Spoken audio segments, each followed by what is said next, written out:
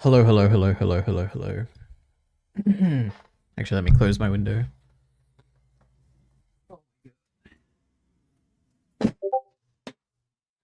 There we go, guys. Now you won't hear the birds outside. Okay. Let's go to YouTube. Remember when we used to play chess at the beginning of these? That was crazy. That was a different time, wasn't it? I think I never announced this actually, but besides tweeting it out. But look at this. Isn't this crazy? Over a year ago, 2nd of September. It's been so long. There's nothing left to talk about. True. All it took was a year to run out of things to talk about. What is this? Jack Black and Doctor Who? Wouldn't that be crazy? Also, I turned... Okay, right now it's in the red. It's in the red. Oh my god, it's so loud. So now I'm going to go back and listen to the stream and see what it sounds like, because I messed with the audio again. Was that peaking? Did it sound terrible? Or did it sound exactly the same, I wonder? Was that peaking? Did it sound terrible? Jesus. Right now it's in the red. It's in the red. Oh my god. Things to talk about. What is this? Jack Black and Doctor Who? Wouldn't that be crazy? Also, I turned... Okay, right now it's in the red. It's in the red. Oh my god, it's so loud. So it's not peaking at all. I don't know, why does it go red? Who knows? Anyway.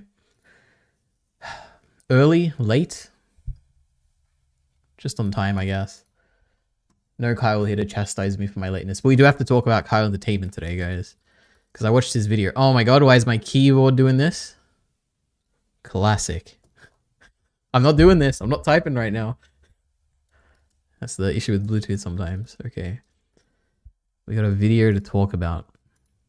A Last of Us 2 video. Your hair is looking terrible though today. True. That's just how it is, okay? My lazy effort to tie it back. I have a giant pimple somewhere. Where is it? Here. It's annoying me when I tie up my hair, you know, because you like do this. Anyway. Oh, XLD Panda is also a YouTube member. Did I not internalize that? Have you always been a YouTube member? Oh my god, I feel like I don't usually see YouTube members here, you know? My goodness. Anyway, using a XD emoji. Then Heath is here dabbing. And Puni Baba is here. Oh my god. Hey Ari, hello. Unbelievable. We've drawn a different crowd today. Oh my god, even Bacon's here. I guess the title of the stream worked. Is there really anything left to talk about? Or maybe it's just the timing, because I have to sleep earlier these days because of work-related stuff. My goodness. What else do we have to do? Oh my gosh, it's our funny guy making a Nikocado avocado reference. We also got... Oh yeah, I want to watch this. I don't think I will watch more than like a minute of it. But it's about AI. AI is here. What now? It's by this guy, Eddie Burback, who... The only video I've ever seen of his was the Mr. Beast... No, the Beast Burger video, I think it was. I talked about it on Digest like, I don't know, a year ago or something. It was really good. I like that video. This one's about AI, so I feel like it's probably not going to be good. But you never know. I guess we'll see. I'm so curious. And also, I guess thinking back in retrospect, that video that I watched was a very negative against Mr. Beast, Beast Burger video. And the results of the video did not line up with my experience when I actually tried Beast Burger, and it was really good. I was like, man, this is great. I don't know what this video is talking about. So maybe he was just wrong there. Maybe he'll be wrong here about AI too. I guess we'll have to see. Look at Bacon's silver badge, guys, by the way. My goodness. Like for a month. Oh, fantastic. Big Panda. What does that mean? What does Big Panda mean? I have no idea. Oh, XLD Panda. Oh my god, crazy. Boba. Boba Fett? Boba Tea? I have no idea. Sharky Bacon, I like your Mishoku Tensei light novel takes. Oh my gosh. I'll be gone soon. Same. I've got work. Oh my god. We're all in different countries here, so yep. Talk about the internet losing its shit over Nikocado losing weight. I don't know, that was pretty cool. I vaguely mentioned it last stream, but the only thing I knew about him is that he was very fat. And I know Critical, I think, made a video about him being like, this is so fat. Look at him. He used to be skinny and now he's fat. And I know on the H3 podcast, there was like beef with him. And then one day I'm scrolling through TikTok, and it's like a really cool edit, and it's like the greatest villain transformations of all time, and it like shows him skinny, and I was like, what? How did this happen? How long did this take? How did I miss this? And apparently everyone missed it because he just like waited 7 months or something, I think it was. You know, just before this stream, I was listening to the H3 podcast where they were talking about it. How do you spell his name? Nico Carter? Avocado? I'm clearly not a fan of his, okay? 4 million. So I guess he was fat 7 months ago. I'm gonna do my... And now he's not. I start going like this. Crazy. And then last stream I also speculated that he might be dying. He might have some terminal illness that is hiding from people, so I don't know, but probably not, I guess. Back to work I go. See you, Panda. I think Eddie Burbach's videos are best when they are quite light. Well, I guess we'll see if this is light or not. I have no idea. I don't know anything about him, actually. I would assume based on the way he looks, which is something you should never do. You should never judge a book by its cover or whatever. But he has like the moustache, the longish hair. He has the classic, like, what do you call it? Is it progressive or left-leaning video essayist? I guess he has that aesthetic, so I would assume he like falls into that genre. So I don't know, but maybe not. I truly don't know. Like the Forest Cafe videos. Well, never heard of them. To be fair, that Beast Burger video was kinda about how there's zero quality control between stores. That is true. So I guess I just had a really good store. I'm very fortunate. Watch that man carrying thing video. Watch that man carrying thing video. So, okay, guys, now we're going to spend... Wait, is it in the... No, it's not in the... Okay. So, number one, it's not in the Discord, which means it could be in this list. Now, it could also... I don't know if it's a YouTuber or if it's a video. It's none of these, I don't think. Now, it could be here on the homepage. Man carrying thing. I don't see it here, but sometimes I just miss it. It's definitely not a Kyle video. Could it be in the side? I don't know. It's gone. We have no idea. Like I read that already. Odds on him gaining the weight back quick? I don't know. Probably pretty low, I guess. It depends what he wants, you know, his desires. Bread tube look. Yeah, sure, bread tube look. That's probably a bit accurate. All right, I'll have to head off, Ari. Back to work myself as well. Enjoy bacon. It is on your homepage, lol. Oh my god. Oh, that's his name, man, carrying things? How have I never internalized this name? Oh, is this going to be good or bad? I don't know. 3 steps ahead. 3 steps ahead. 3 steps ahead. This has been the greatest social experiment of my entire life. I've been manipulating you, watching you like ants in an ant colony. The internet despised me. I went from looking like Tom Cruise to looking like Tom Cruise in Born on the 4th of July. I did embarrassing, horrible things. On purpose. And the result of that experiment? Well, exactly. I didn't destroy my reputation and get millions of people to hate me by accident. It was actually super on purpose. And while you type your stupid comment about plankton farting and dying, just remember, you think I made you think that. No. I made you think that. So am I the villain in your storybook? Exactly. I don't even understand, because isn't it, I haven't seen the full Nikocado video, but isn't this just like isn't that what he said? Didn't he just say this? Is he just like recreating it? Internet despise. I mean, that's like kind of funny. I don't know. I thought that was going to be like a punchline or something. This video was actually filmed I guess the meta of the video was funny because he said 3 steps ahead. I don't know. You know, hit or miss, you know, sometimes. Comedy. I'm not much of a comedy guy. It's the bold guy. Yep, we found him eventually. All right, anyway, before I watch this AI video, we watched this, or I watched off stream this Kyle Entertainment video. And this was really good. I actually like this. I learned a lot. And I think it's like perfectly suited for me.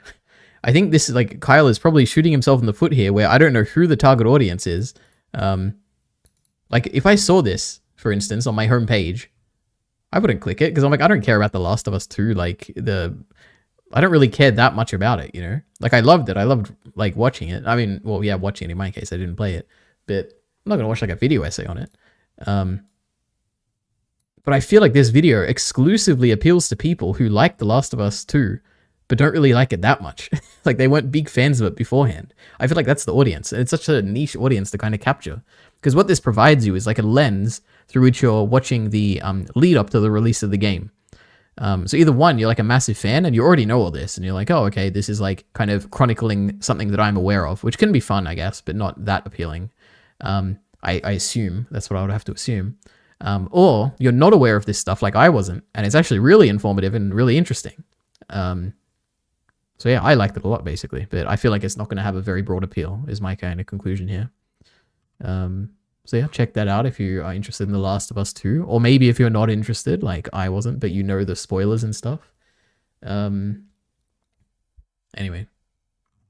I'm also not sure when I'm playing videos. I didn't test the video playing thing, so it might be very loud. If it is, you have to tell me. Have you seen Avocado OnlyFans? Absolutely not. But I heard they mentioned it on the H3 podcast today, which is pretty crazy. Anyway, AI is here. What now? Let's see how unbearable this is. Maybe it'll be good. Maybe it'll be good. And maybe we'll watch the whole thing because it's really good. But we'll see. And also tell me if it's too loud. Or too quiet. Suddenly, it seems everyone is talking about artificial intelligence. Well, let's take a look at a video that never happened because OpenAI, the company behind ChatGPT, has unveiled a new artificial intelligence model that takes written prompts. It'll come out one day, I'm sure. Self-driving robo-taxis are already on the road in 2 U.S. cities and could soon be coming to a place near you. My books have been taken, and I didn't even know about it. I wasn't asked about it. I didn't approve it. The violation of me, of my individuality, my likeness, my voice, are saying these words that I did not agree to say. Who's that guy? Why did they all stop and run into each other? The AI that you are most likely to encounter in your life is built by a handful of for-profit companies using data you never realized they were collecting. So a few months ago, I'm wasting precious hours of my life away on TikTok, when suddenly I'm shown an ad for Google's AI program, Google Gemini. Okay, it can't be that hard. How about generate an image of a cat playing guitar? Is that how it works? Am I doing AI? Yeah, it just does whatever you type. This was the first commercial from a big company I'd ever seen for AI, and I was surprised by the lifestyle it pitched. What a last-minute gift ideas you can make with arts and crafts. Plan a workout routine to get bigger calves. The girl calls me a snack. How do I reply? Yeah, that's how it works. You're doing AI. Rather than taking care of things you don't want to do, like organizing your schedule or your job, the pitch seems to be that it would help you think about your loved ones or communicate for you. But it begs the question, why do I need to use this? Couldn't most of this just be done?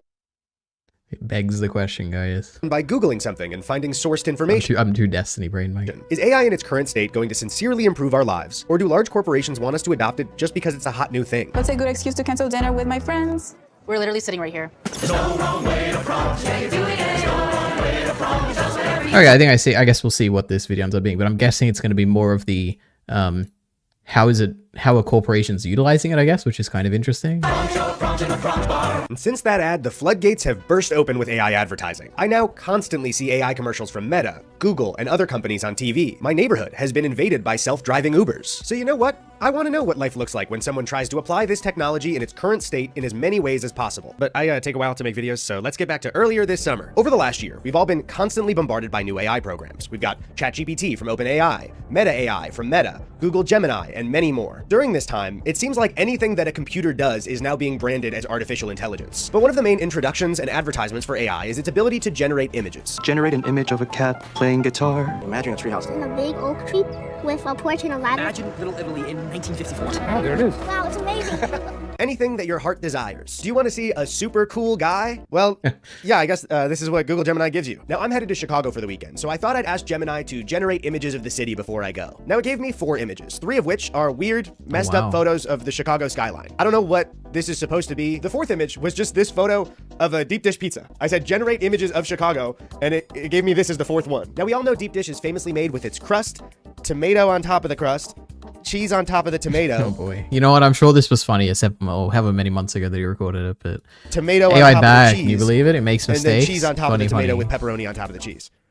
Sounds like a regular deep dish pizza to me. Once we were there for the weekend, we started off by grabbing a picnic blanket, beers, and watching some 4th of July fireworks. One of the most classic ways to enjoy the summer as an American. But could it be improved on? The crowd was focused on the dazzling light show in front of us.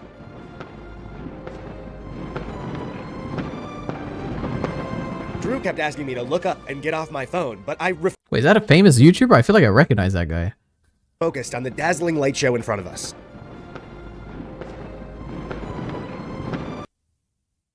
I feel like we've watched a video of this guy on stream and it was really bad. I feel like, but I don't know who this is. Drew kept asking me to look up and get off my phone, but I refused to look because I had AI generated images of fireworks myself. Drew Gooden. That's what Heath just said. Who is? It sounds so familiar. What did he make? Oh wait, no, it wasn't bad. It was he made a good Avatar video, or like a no, was it bad? I don't remember. We definitely watched the Avatar video, but I actually don't remember if it was bad. I don't think it was. Okay, I take it back, Mr. Drew Gooden. Sorry. So I didn't feel like I missed out on anything, actually. It was like I had my own private show on my phone. It was actually it was just as good. The next day, we headed downtown and went on Chicago's architecture tour. This is usually my #1 recommendation for anybody visiting the city for the first time. Chicago's architecture is absolutely beautiful. Each building comes with its own artist and story of how it was constructed, when it fit into the city, what was happening at the time. Thousands of human hands and lives touched each individual building. Every detail on every building was individually constructed and crafted by human choices. These things make the skyline a beautiful mosaic of art, architecture, engineering, construction, and a history of over 100 years. All of these aspects and human lives beautifully swirling True, like my Twitter timeline, right? Is that the down a joke, funnel that feeds an AI image model that can spit out its own version of the skyline with random new buildings that have no stories, that have no individual touch to them, but they popped up on my phone and it's almost like I made them. Finally, we ended the weekend at the Lincoln Park Zoo.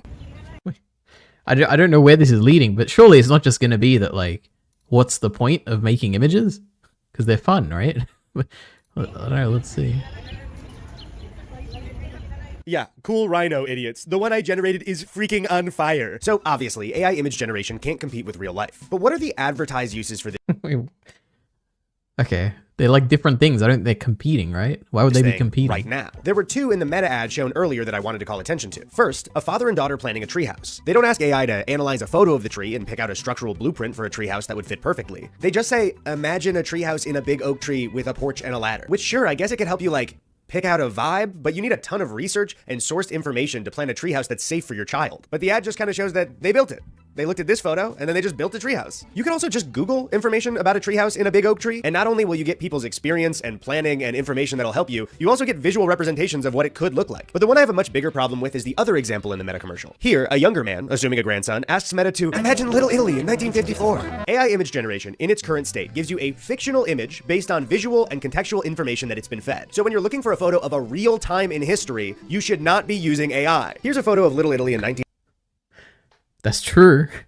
Kind of. But also it's fun, right? It's like to stimulate your imagination and stuff. Like, I don't know. 1974, taken by Eddie Hausner for the New York Times. There is so much information to learn just from one photo of the past. Just on a surface level, you can see how someone worked, what the fashion in the area was like at the time, items that stores were selling, what graphic design and signs looked like at the time, building architecture, hell, even what awnings look like for all my awning heads out there. Real information about a real moment in time with real people captured by a talented photographer. This is not Little Italy in 1954. This is just the vibe a computer thought Little Italy was like. Oh, there it is. Even when you... I mean, it's... Okay, maybe he was just going to say now. I was going to say, like, then, like, what's the... Do you not get a benefit from, like, an artist depicting it? Like, what if this was a real person generating it? Like, does that just mean that's not good either? Like the value that you get from something like this is... at least, I don't know how the original ad portrayed it. Maybe they were trying to make it educational, but I find that really weird because they know that it's not educational. But like all the things he's saying here, which are like, why would you do this when you can Google it and stuff? That would apply to the same thing as like commissioning an artist to do something, right? Like there's value because it's like kind of fun and cool. And like you're producing something original and unique to you, which is what like an artist would produce for you. So I don't know, maybe he's going some, maybe that's why I paused here. Maybe he's going to talk about the comparison there. I don't know, but it feels a bit silly. They're still fun after a year. Are you 3? True, we give as soon as enough fan art has been made of a character, we're done. No more fan art, okay? As long as Miller's not interested anymore, we're done. Okay, artists, please stop. Used as a building block for an idea, AI image generation is an amalgamation of stolen art and information. Using it as Oh no. I mean, okay, yeah. Okay, wait a minute. In 1954. This is just the vibe a computer thought Little Italy was like. Oh, there it is. Even when used as a building block for an idea, AI image generation is an amalgamation of stolen art and information. Using it as concept art not only steals from actual artists, but it robs you the experience of finding an artist you really like. It robs your inspiration of personal human touch. So okay, I don't really like AI images, but I want to try something that exists in the physical world. A nearly 5,000-pound vehicle that thinks for itself, the Waymo car. Well, as if the roads and the highways are not clogged enough, you might see even more vehicles on the roads. That's because Waymo is testing its self-driving cars on San Francisco freeways. Startup Waymo. I'm so curious where this is gonna go. Is he gonna... Okay, so there's two ways he could go. One, he could talk about how they're technically not autonomous because they always have someone that's watching them remotely. He could bring up the meme, like, recent example of them all being in a parking lot and, like, getting stuck a little bit. I don't know. I'm curious where this is Moving going. forward with expanding its robo-taxi service here in LA, despite ongoing concerns over the safety of these autonomous vehicles. These were originally Google's self-driving autonomous vehicle in 2009 until it was spun off and established as Waymo in 2016. And because of my proximity to them, I can call one right now, get in the car with my physical body, and take a deep exhale. Really breathe outward into the car. After my COVID quarantine and a negative test, I was ready to stop spewing my COVID germs and go back to spewing my regular germs in a Waymo car. But first, a quick word from the sponsor of this video. I fell down a well. Don't ask. All right, 10 minutes in, this has been really, really bad. But I guess, I don't know. It hasn't been, like, offensively bad. Like, it's not like, oh my gosh, all this, like, terrible stuff of misinformation or whatever. It's just been, like, I don't know, a bit bland. This video is sponsored by CookUnity. CookUnity is the first chef-to-consumer platform delivering freshly prepared, pre-selected meals right to your door weekly. Which sounds tasty. That sounds I could really great. use some food down here. CookUnity chefs offer up a wide range of meals with over 7 different dietary preference filters, including vegan, paleo, and gluten-free options. The meals are delivered fully cooked, so all you have to do is heat them up. And their subscription service is super flexible, so you can pause, cancel, or skip weeks at any time. They sent me a few meals including Southern fried chicken with spicy honey and buttermilk mashed potatoes by Chris Rattel from New York. I also got an eggplant parm dish, some chicken katsudon, and a couple more. All of the dishes were not only easy to cook, I just popped these bad boys in the oven for around 15 minutes or whatever the direction said, but they also did taste great. So go to cookunity.com/Burback50 or click the link in the description and use my code Burback. What do you mean? This might be useful to someone listening right now. 50 to get 50% off your first These order are delicious. of CookUnity meals. I've tried Try these them out before. for yourself. Okay, back to the video, but just before we cut away, if anyone could call for help or get me out of the way. Now, the current testing area for these cars stretches from downtown LA to Santa Monica, so I decided to go for a random round trip just to see what the ride was like.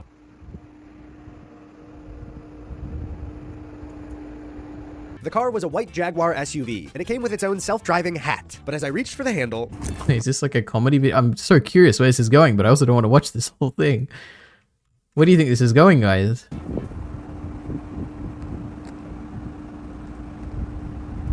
Wait, how do you open this? I could not figure out how to push. open it. Just push.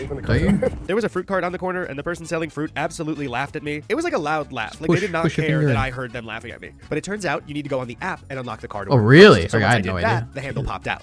Hey, Eddie. Hello. Once in the car and buckled up, I was ready to take my first ever self-driving taxi. Hello from Waymo.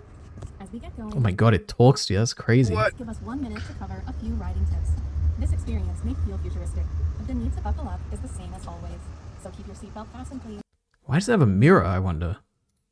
Other than being I guess like maybe legally, and maybe if like someone has to drive it, there has to be a mirror in it at some point. very uncomfortable with the fact that there was no driver in my car.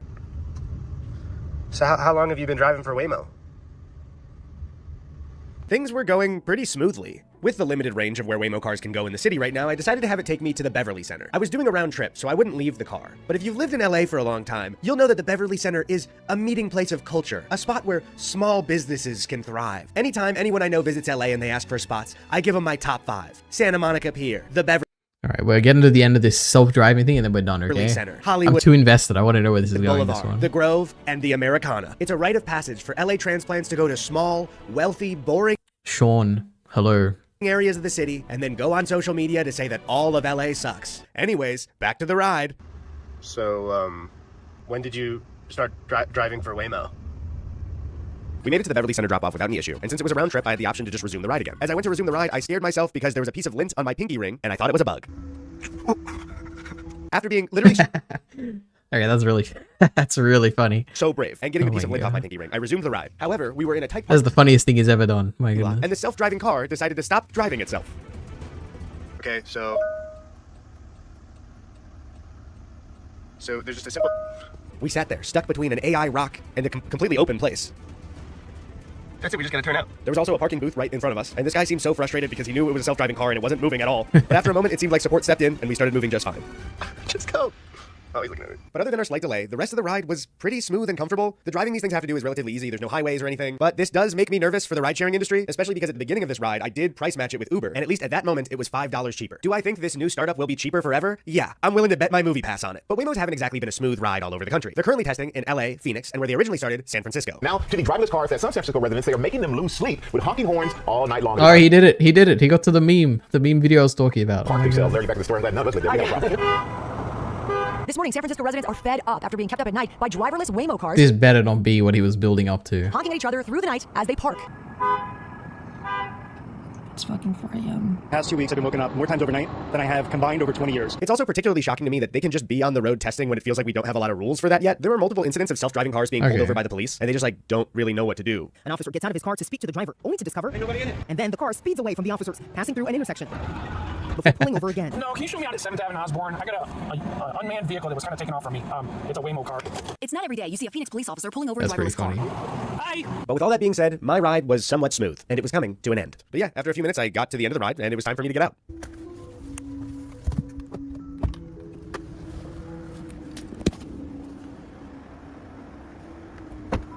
But as I entered the sightlines of the Waymo rearview mirror, I realized that it wasn't just my first autonomous taxi driving away. No, on that fateful summer, I had made a friend. All right. Only self-driving vehicle in my neighborhood. Now at 5:30, Hollywood's food delivery robots are under. All right. That I don't know. I have no idea. Okay. Well, that was an interesting video. You know, wasn't as offensive as I thought. So well done. Anyway, I'm from Virginia. Oh wow, that's like a it's a place in America, right? Elite. My dad has a Tesla. That's cool. We love Teslas. Does he like use it to self-drive or something? Because that's pretty sick. We love self-driving. Miller, the killer, didn't know these were a thing already. Are AI fans too dumb to drive or something? Miller, I know you're smarter than this. I'm not gonna fall for this troll attempt here. Yes, he does. That's pretty sick. We love it. Crunchyroll, the worst way to watch anime, now with 0 features. Can you believe it, guys? They took away the comment section. Is that what this is going to be? It blows my mind. The Crunchyroll has to completely remove every social element on their platform for people to realize that it's missing some features, when free alternatives have had 10 times. Very great. We love it. Crunchyroll bad now because it's like there's no social element to it. AI is here. What now? We've seen it. Chainsaw Man, the story about sex and violence that... Wait, did we... I feel like we watched this already. Maybe not. Is that the Super Eye Patch Wolf logo? I don't know. You know what? I'm just going to click this. I think we've watched it, but I can finally get rid of it from the list if I click it. What happened to Mother Carl, the Zabrak witch we Oh yeah, she turned to smoke. Okay. I remember. We can get rid of this from the list. Is Better Call Saul better than Breaking Bad? No, we're not interested in that. What did Miller send? What is this? Oops. That is not what I wanted to type. I'm not stubborn. I'm right. I was her Why is it on normal speed? And what the hell is this? Santa Claus. Wait, what? Have you ever heard the story of the 2 Santa Clauses? I have Miller, I have absolutely no context for this. I don't know. I don't know. Is this a parody of a game? Is this the actual game? I have no idea. It goes that a long time ago, there were 2 Santas. There are, in actuality, 2 Santa Clauses. What, did they have a feud? Who could be the best Santa? One beat up the other one? What the fuck is this? One of them wore white, and the other one wore black. Okay. The white Santa gave presents to good kids, and the black Santa played tricks on bad kids. They went on like that for a while, but eventually the black Santa's tricks started to get worse and worse. Black Santa? Wos and wos. Pretty soon, the white Santa couldn't stand it anymore, and he stabbed the black Santa to death. Holy shit, that escalated. When he stabbed... Wait a minute. I need to understand this. Is this like from an actual game? Or is this like an edited meme version of a game? Because that that affects how I perceive this joke, you know? Oh, do you drive? Me? I don't drive. I sold my car. But I used to drive. I just don't use it anymore because I don't go anywhere, you know? My dad, Tesla, goes 200 miles an hour. That's pretty crazy. It's funny, the clip, I'm sure. Joseph Anderson. I've heard the name. I'm assuming, you know, Joseph Anderson. He's like a YouTuber or something. Oh, he's a game reviewer. Okay. I thought it was like a video essayist or something. But I guess game reviews can be video essays. I don't know. This is a stream clip. I gathered, you know, it says stream here. I just don't understand the context. It's a real visual novel. Okay. With that context in mind, let's go back 10 seconds, okay? Pretty soon, the White Santa couldn't stand it anymore, and he stabbed the Black Santa to death. Holy shit, that escalated. When he stabbed the other Santa, the White Santa got blood all over his clothes. And that's why he's red. And that's why, these days, his clothes are red. Yeah, fuck off. You could say that red is all that's left of the Black Santa. Okay. I wonder which Santa I am. The White Santa or the Black Santa? The last minute might have been the worst vignette I have ever seen us do on stream. That was like I'm stunned at how bad that was. I just know that's why they made his color scheme black and white. Oh my god, it is black and white. I thought this was blue. I don't know why. That's pretty crazy. Okay, good for him. Very good. It's the funniest thing I've ever seen laugh. You know what I think would be funny about this? If you actually had context and it was like you're watching like a big stream and then the funny bit happens, but out of context, I don't know if this is very funny, Miller.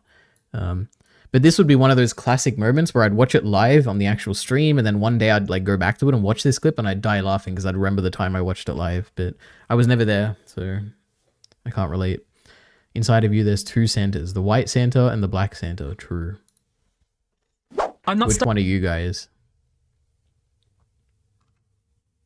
Isn't this like a big YouTuber? Why does he have... Oh, I guess just the Clips channel. Oh my god, AI, Final Dance. Or is it Al? Or is it I? It's like a Japanese word for love or something, right? Oh my gosh, iPhone 16 Pro impressions. Let's have a look. You guys excited? All right. I'm back.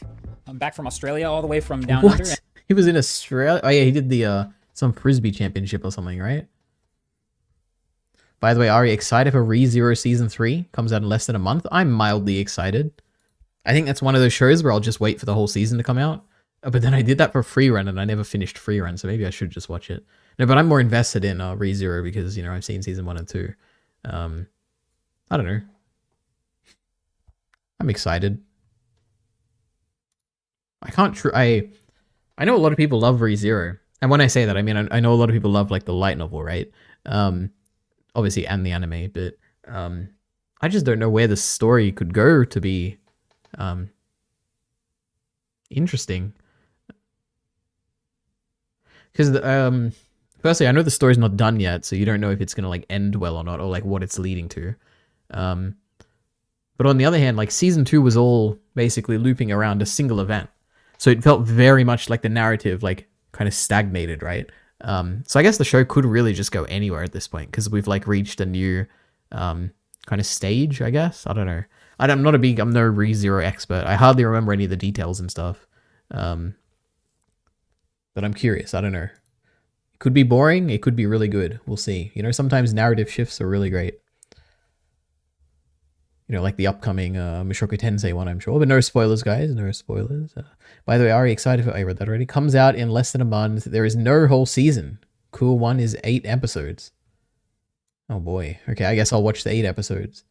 It's going to take forever. Yeah, I'm sure it will. But that's because they're putting so much effort. Maybe every episode will be 45 minutes long. Because we love how the weird episode lengths happen in ReZero. Don't worry, Ari. People don't like where the story went.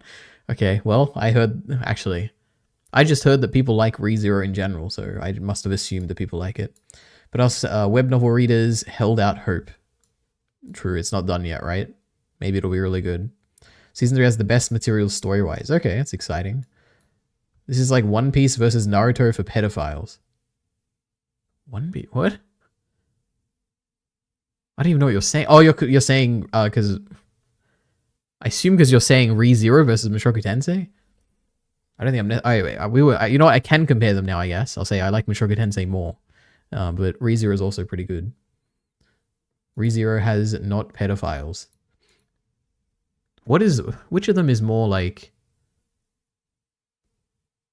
Which of them is more sus?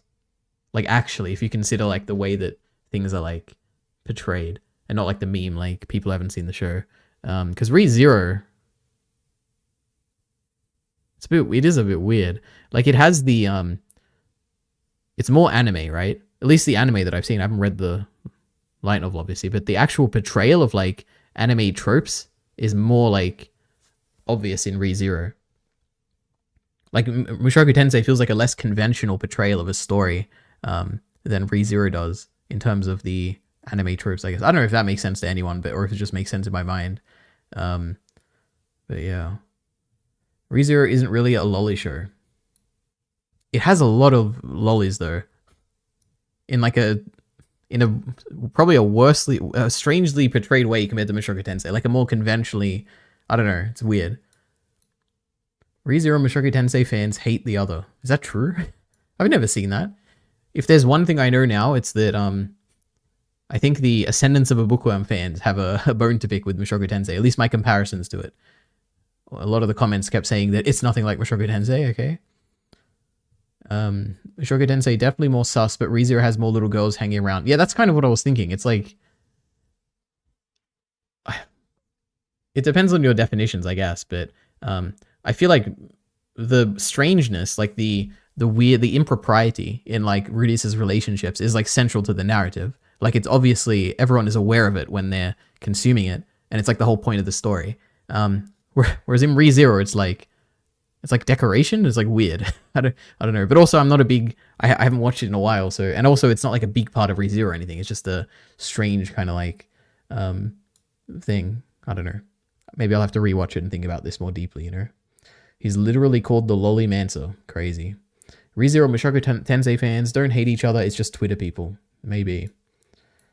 I guess my one comparison, I know Natalie X Hunter. She makes videos for both series, therefore they can't be too at war with each other. I'd say all other isekai fans hate Mushoku Tensei. I don't know. Heath would know if anyone, so I trust Heath's opinion here. For example, I'm part 2 of the ReZero web novel I'm part of the ReZero web novel translation, and I wouldn't say anyone here hates Mushoku Tensei. Okay, interesting. Most isekai are more sus than Mushoku Tensei, so that's definitely false. Well, I don't watch that many isekai. I guess these days I probably have watched quite a few, right? What did I watch recently that was an isekai? Wait, it'll be on my Twitter list, right? Oh, Ascendance of a Bookworm, obviously. Okay, crazy. Which is obviously, by the way, the worst utilization of the isekai concept, and everyone who's commenting on this video telling me that, oh no, it actually matters. You're all wrong. Like, every single one of you. And if you were like chatters in my chat right now, I'd drag you in and we'd talk about it because you're obviously wrong. Where is it? Now, maybe in the light novel it is portrayed differently, but the way the anime portrays it is, like, everyone keeps saying that, where is it? Knowledge.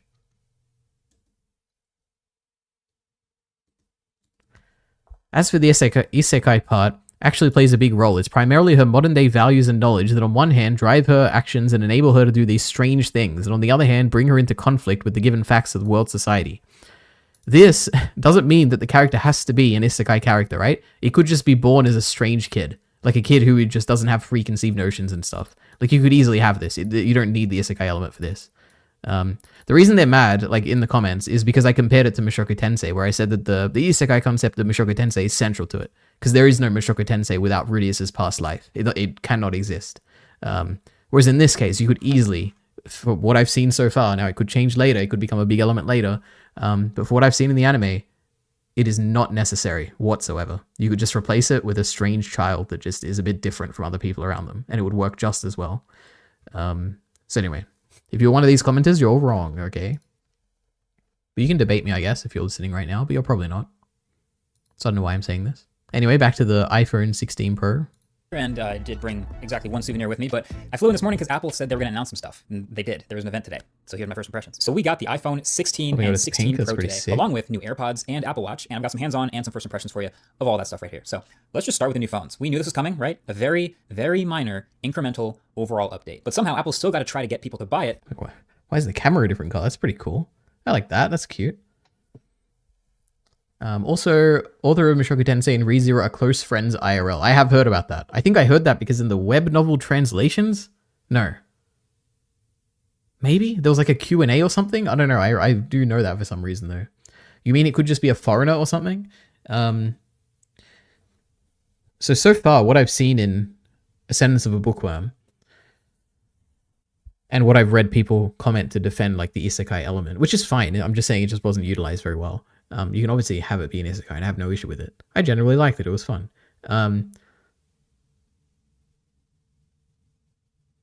But the what the people are saying when they're talking about why it should be an isekai, they're saying that mine as a character clashes with the values of this world, which produces interesting content for you to watch. To be like, oh, look at this person who comes from our world and now has our like ideals and our kind of interests, and she is like even more so than us. She is way more interested in books, which is like something so removed from the world that she was reincarnated into, because there's actually very little books in this world. This kind of these values and this knowledge are what create interesting scenarios for us to watch. That's what these people are saying in the comments. Now, to have interesting values and to have interesting interests, you don't have to be from another world. Maybe you could be a foreigner, like Pinuaba was suggesting. Maybe you could just be a strange child, right? Like just someone who's weird, like a little weird. They don't like. People aren't always gonna. People can deviate from the world like in a great regard, and I wouldn't think it's like, oh, why are they so weird? You know. Anyway, iPhones were only good until the 4. Then Steve Jobs died. I think he was involved until like the 6 Plus or something, right? I think he was still involved in all that. But when was the last like really good iPhone? I guess the iPhone. I really like the 12. Like with the wireless magnetic charging and everything, that was probably the best recent one. Then after that, they've all been pretty similar. Sorry, when I say 12, I mean the 12 Pro Max. This one was pretty terrible. Did it even have a camera? I don't even know. We have the iPhone 3G. I think that was the first one. I think my mum had this. 3GS, crazy. It had a GPS. Oh my gosh, and it was faster. iPhone 4, this was a massive update. I remember when this came out in high school, everyone was so excited. Also, no, I think the iPhone 4S was my first iPhone. But this and the iPhone 10 are like the two biggest updates from the previous one. But this was like a new design, front-facing camera, new, completely like stainless steel frame, crazy, way better cameras at the back. Oh my god. And then 4S, just a bit faster. Then the 5, oh my god, guys, it's so thinner and taller. Oh my god, 5C, oh my gosh, it's like got a plastic shell and stuff. 5S, oh my god, it's even thinner. It doesn't even have a home button anymore. iPhone 6, oh my gosh, it's like thin and big and stuff. iPhone 6, no, it wasn't. It was a little bit bigger. iPhone 6 Plus, oh my gosh, it's massive. Then we got the 6S, that was okay. SE, I never had an SE, you know, I never settle for the lower versions, okay. And when I say me, I mean my dad when he paid for them, you know, so crazy. 7 was very boring. I don't remember a single intro. I think the one thing was that they got rid of the home button and now it's like a haptic thing. That was really weird. iPhone 8, never had it because I got straight to the 10. 10 was pretty sick. This was a really good change. 10R, never had one. 10S, boring, just an S upgrade. 10S Max, now that's sick. This is really big. 11, I think the camera was really good at night or something. That was like the main thing. And then we get the GOAT, the iPhone 12, or is it the iPhone 12 Pro Max?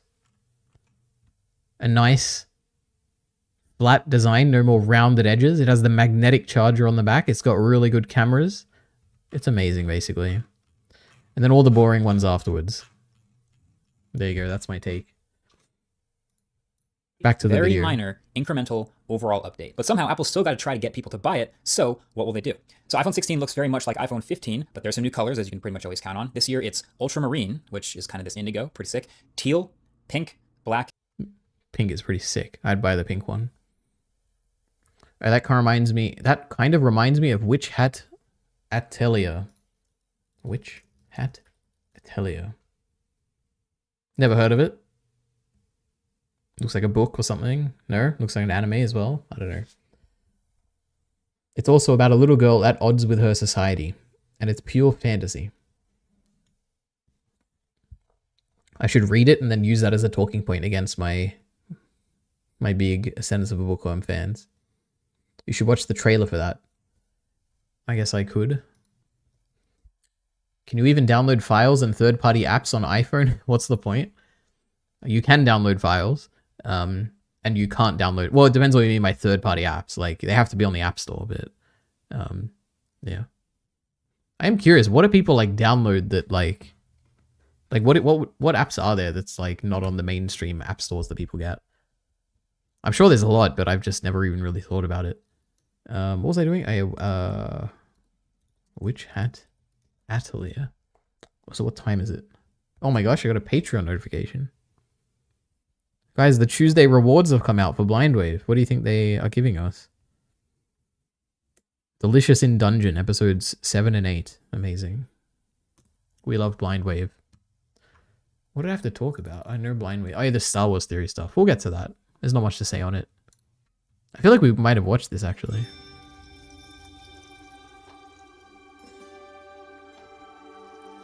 Oh my god, Yu-Gi-Oh music. Your move. Dum dum dum dum dum.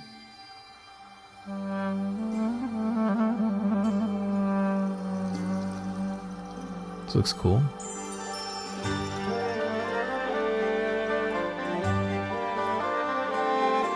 I like the music. It's like an oboe. This looks pretty weird.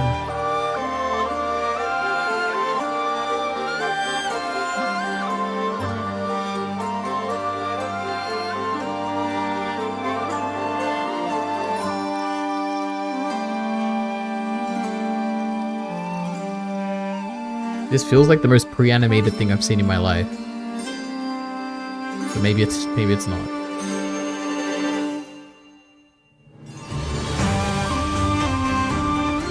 This is cool.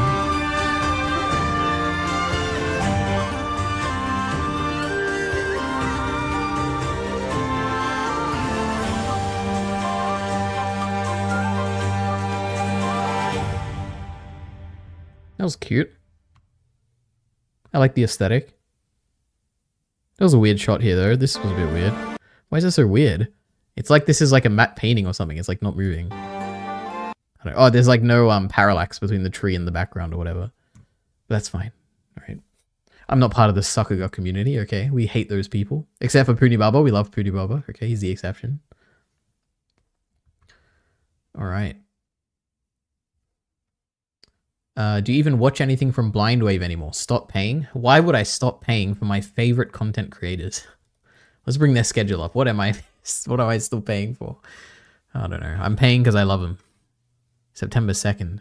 I don't even know if I saw this. Oh yeah, this was the Black Sails one, right? Let's see. My Hero, I'll watch that eventually when all the season is out and I binge it. But right now I'm not watching it. The Umbrella Academy has been delayed due to copyright, so I can't watch that.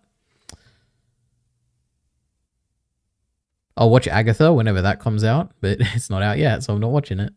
Black Sails I might watch if I have absolutely nothing else to watch. So I guess technically, to answer your question, Miller, right now I'm watching absolutely nothing from them. Unless they happen to watch a really good movie for the weekly or every 2 weeks, the movie they release. I don't know. It is also coming up to October soon, so I guess on Patreon it'll probably be October like now, right? So maybe they're going to do like horror movies? And it'll be exciting because maybe they'll watch stuff I've seen. Why do I have a notification? Have I made any tweets lately? Is there anything to go over?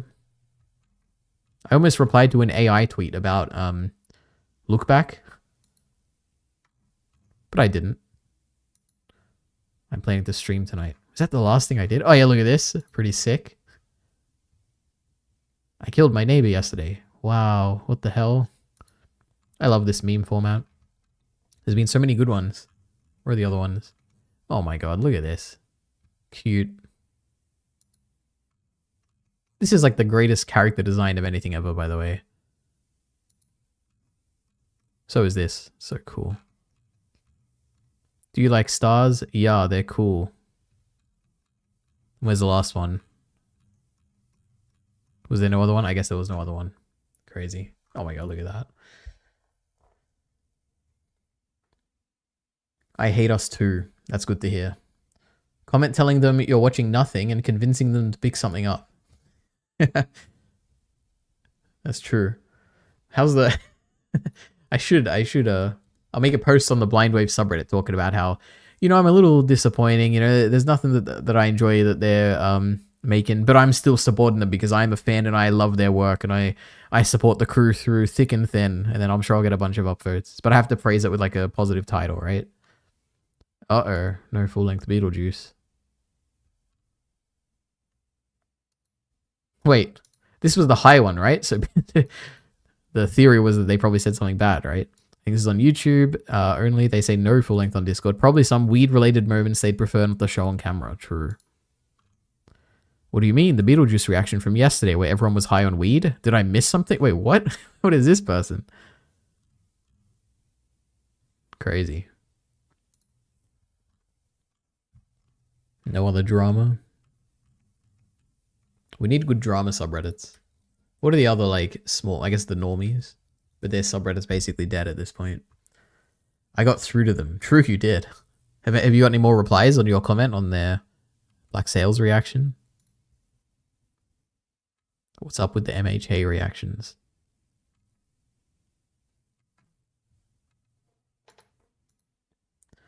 Were you going to say the movie wasn't really made by human hands? I mean, no, I wasn't going to be that pedantic. That wasn't what went through my mind. I'm like, there's so many, when you're making the movie, there probably is AI that you're using. It's just not generative AI. But that's like a pedantic point because when the person says AI, they're talking about generative AI. It's like a placeholder for it. But that wasn't what I was going to say at all. I couldn't fit my tweet in the tweet length. That's the actual reason I didn't tweet. But there was basically a tweet someone made who was like, it was like a one sentence quote from the look back writer, director, character designer, the look back movie person. And he said like, this might be the last thing made by a human or something. And AI, I don't know. He said something like that. Right. And then I went to the original article and I read like his full quote, and the full quote was actually kind of like cool. I like the quote. Like it was kind of interesting. Well, I don't know if I'd say it's interesting. It was a cute quote. Okay. At least when I translated it into English. And it felt like the person kind of like took it a little bit out of context and made the director kind of seem more divisive than he was. And I was like, oh, this is like a bit weird. So I was just going to like put the full quote and be like, actually the full quote is like this. And then, yeah, but I just couldn't fit it in. Can't believe these dub watchers are 2 weeks behind and on the boring shoji stuff. Get to the gentle already. True. You know what is pretty crazy? I remember when I was reading the manga, like when I was before my pause, before my big break, which was the greatest thing I ever did, by the way, taking that break. I'm so happy I did it. But I remember people, when the first chapter came out for the xenomorph, was that what they call it? There's no way it's called xenomorph. That's like an alien thing. But I think, no, heteromorph? That's what I'm thinking of. When that whole storyline came out, I remember people were like, this came out of nowhere. How can this be? Why are we focusing on this? It's dumb. He's trying to tackle racism, but it's out of nowhere. And that was like, I saw that everywhere. But like when I was watching the anime reactions to that stuff when it first happened, people were happy. They were like, oh yeah, this is cool. No one was like, oh, this feels like it's coming out of nowhere. So it's so funny to see the divide there between, I guess the manga people and the anime people. You know, it happens every now and then. It was just kind of funny. Or I wonder if maybe the anime just set it up a bit better. I don't know. Well. Look who's late. Not me. I guess Kai Entertainment is late. But that's okay, Kai. We already talked about your video. It pretty much did come out of nowhere. I mean, you're probably right. I don't remember, but that wasn't the point. The point was about the comparison, I guess. Especially compared to the One Piece equivalent. True. We have to compare everything to One Piece. The custodians made out of nowhere criticism. Oh, okay. Who were the custodians? Are they the funny ones with the native one? And not that, I don't mean one of them is a native or whatever. I mean, like, there's a character called Native in My Hero Academia, and they're big fans of him. Custodians. No? I don't know. I don't know who these people... Yeah, it is. I recognize that guy in the middle. Crazy. Now I gotta rewind. Did you see Mia loved my video? No, I didn't. We should read the comments. I'm getting so distracted that I feel like I'm 3 tabs into like something else I should be doing. But you know what? Is there anything left to talk about? Was the title of the stream, so I think we're good. The last. Also, I wonder what thumbnail is doing the best. But also, by the way, I think Kyle, if you're listening right now, you should probably go with different thumbnails. Don't just use like the same 3, because then they're like minor differences. You want to try major differences. You're making me miss E3 so much. I love this video. We had it so good. Phenomenal video. It's so sick to relive this marketing campaign from such a positive angle, considering how many people talk about it now like it's evil to misdirect and play with expectations. I think we should sue him. Classic Kyle. You know, Kyle can never take positive feedback. He has to reply with humor. It's his coping mechanism. I always see the red one. Well, the red one's the best one, so we love it. I only ever see this one. All right. No more tweets, right? I think we're done. I already know what's on the iPhone. I don't know why I'm watching this. It'll be good, I'm sure. I'll watch it off stream. All right.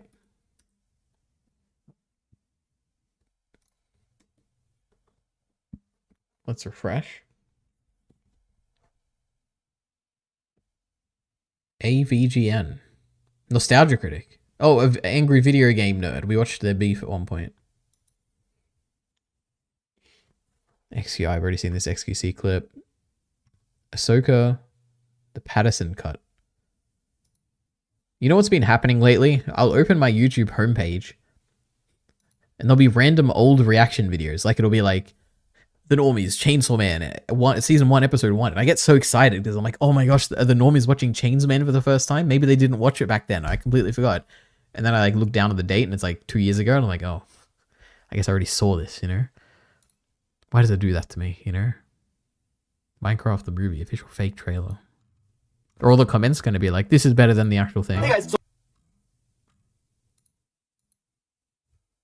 Wait, no, I guess we should sort by top. 9 years later, this is better than the actual trailer we got. Look at this. How does this look better than the actual trailer? I'm done. Bro, after watching the new Minecraft movie trailer, I wish this was canon instead of something. I don't know.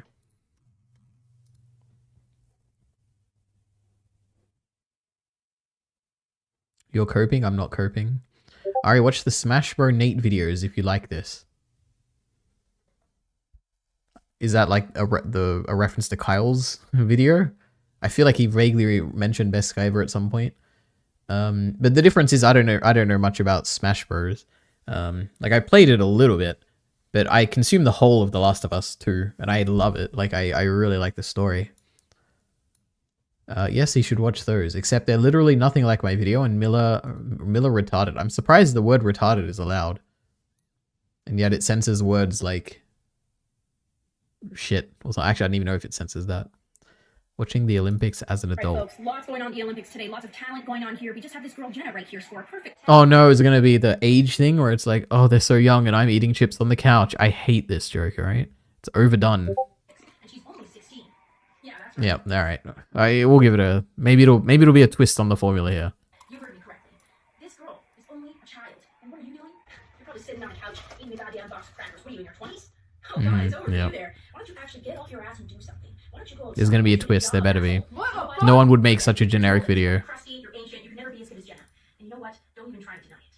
God, look at your outfit. You look like shit too. You know what? What? It's not my business. Yeah, I wouldn't reach for that TV remote either. What? It's not gonna work. You can't run it. You piece of shit. Go get a job. Go get a hobby. Do something with your life. No matter what. You know what? No matter what you do, no matter how successful you are, you will not be even as half as good as that kid. Okay. They're smiling at you with her little beady, successful, rich eyes. Yeah. God. Suck a pussy. All right, folks. Next one, that water pull up. Wait a minute. They're smiling at you with her little beady, successful, rich eyes.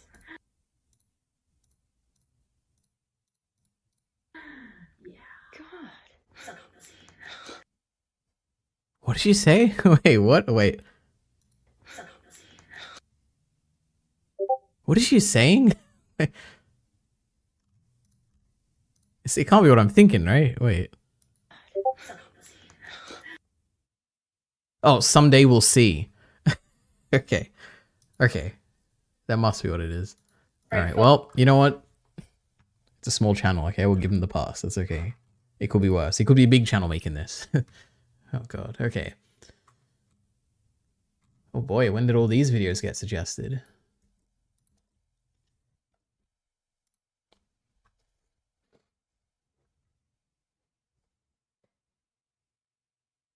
How has Lead Ari not seen Nate's Gren Lagann videos?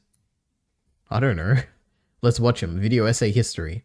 I'm so old now, I hate it. It's the most crippling feeling in the world. You can only be physically peak for certain years, Ari. Is that true? I haven't watched Gren Lagann. Don't spoil. That's okay, Miller. We won't spoil it. Instead, we'll spoil Denji's life and purpose with an 11 subscriber channel with a... Is that a Demon Slayer profile picture? What is this? Oh no, it's just like a fan art thing? I don't know. This could be a hidden piece of gold here. My goodness. Are there 2 videos? It's bafflingly loud. Oh my god. Wait, major spoilers for what? Up to 174. You're warned, guys. If you care about Chainsaw Man, be careful. Chainsaw Man's great. More than I believe people give it credit for. True. Once you get past the insane fights and strange characters, you can give the series a closer look in which it reveals... Wait, no. I was about to say something and then I realized, wait, am I wrong? And then I realized, I don't think I'm wrong, but then I just like questioned my entire existence there. I feel like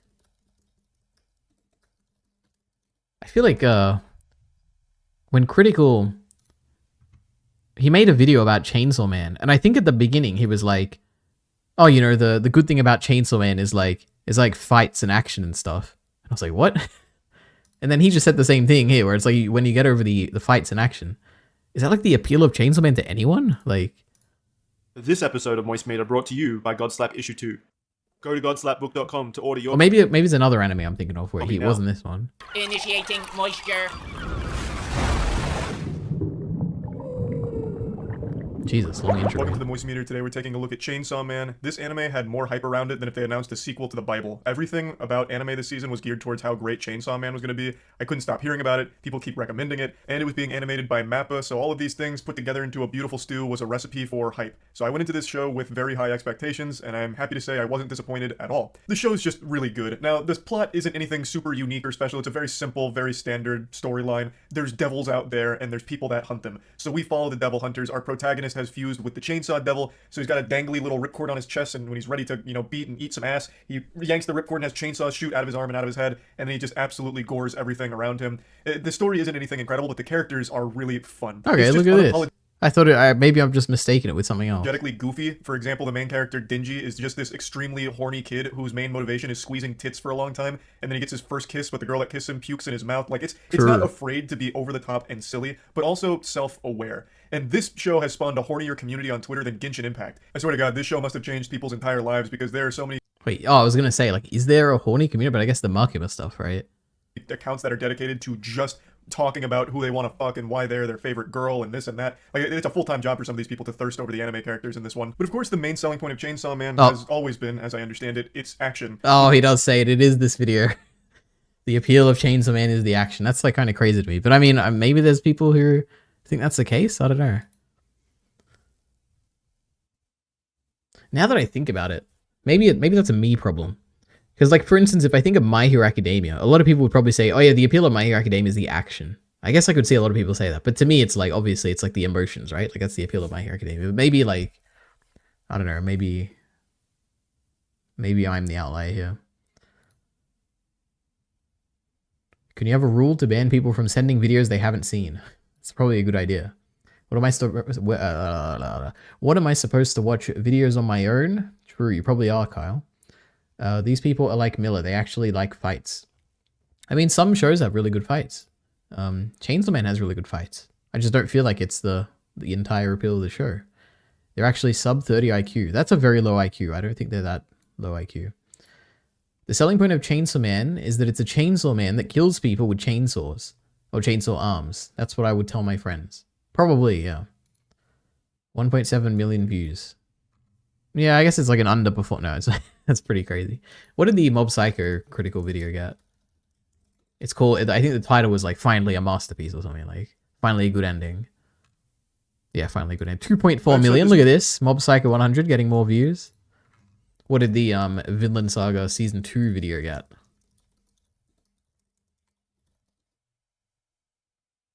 $2.1 million. Look at that. Crazy. What did the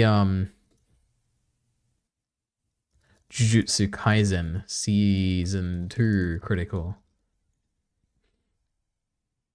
I actually don't know if this is JJK. For a couple months now, so many of you have been asking me if I'm going to be making a moist meter on Jujutsu Kaisen Season 2. Wait, is it? Like Mechamaru. And it even explores the... Mechamaru, true. Actually can't think of another... And what am I thinking of?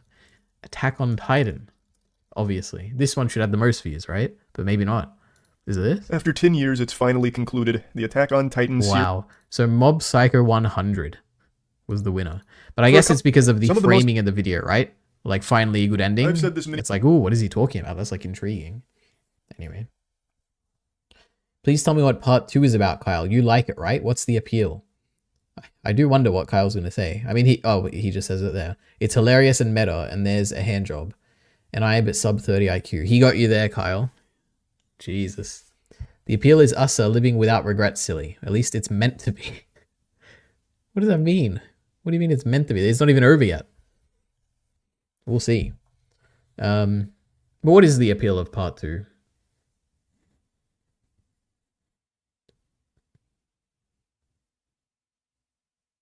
I don't know, it seems a bit... I truly, like it... I feel like I would want to see where it ends to kind of understand the appeal of it. I wouldn't want to, like, categorize it. Like, overall, I think Chainsaw Man, still the appeal of it is probably the grounded nature of the tropish characters, I guess. I don't know, the grounded nature of the tropish characters. There you go. That would be my appeal. But, you know, obviously the appeal of part 1 is like the human devil distinction and how it all wraps up with Naito. That's I think the actual, you know, appeal of it. That's never going to happen. That's antithetical to the appeal of Chainsaw Man. Remember when I put this guy in his place in my great video? Your great Chainsaw Man video? Have you ever made a Chainsaw Man video? I don't believe it. How come you don't have cool posters like Critical Ari? I did. Maybe when I move houses next week, maybe I'll put up some cool posters. That's going to be interesting. What's my streaming room going to be like? I have no idea, actually. We're going to have to plan that. But yeah, I can finally have posters again. I actually have a, I would get it, but it's like buried under a bunch of bubble wrap. But I have a canvas of Ymir falling into the water because it's so cool. Ari doesn't believe in physical things. That is probably, it depends. Like, if I'm living by myself, then like, there's probably no point to it, right? But when I lived with roommates, it was fun because I had a lot of visitors over and they could like look at my room and see my cool stuff. You know, that was fun. It'll wrap around to what I said, trust. True, I guess we'll see. Critical. I put him in his place. Okay, that makes sense. True. Kyle called Critical a rat in his video. Isn't that crazy? Starting beef with Critical. Feels itself as a fun, relatable series that pulls on the heartstrings. It brings you on this crazy sequence of events at breakneck speed from arc to arc, building on the story with excellent character writing and a gripping narrative.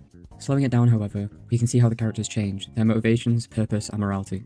Specifically, I want to look at Denji and his journey.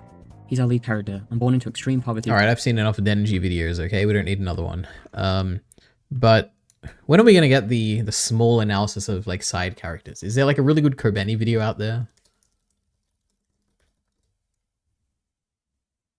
Oh, this one. I think I don't remember if I've seen this, but I've at least heard of this one. Oh my god, it's our favorite creator. Okay, so before we start the video, I just want to get something out of the way, if that's okay.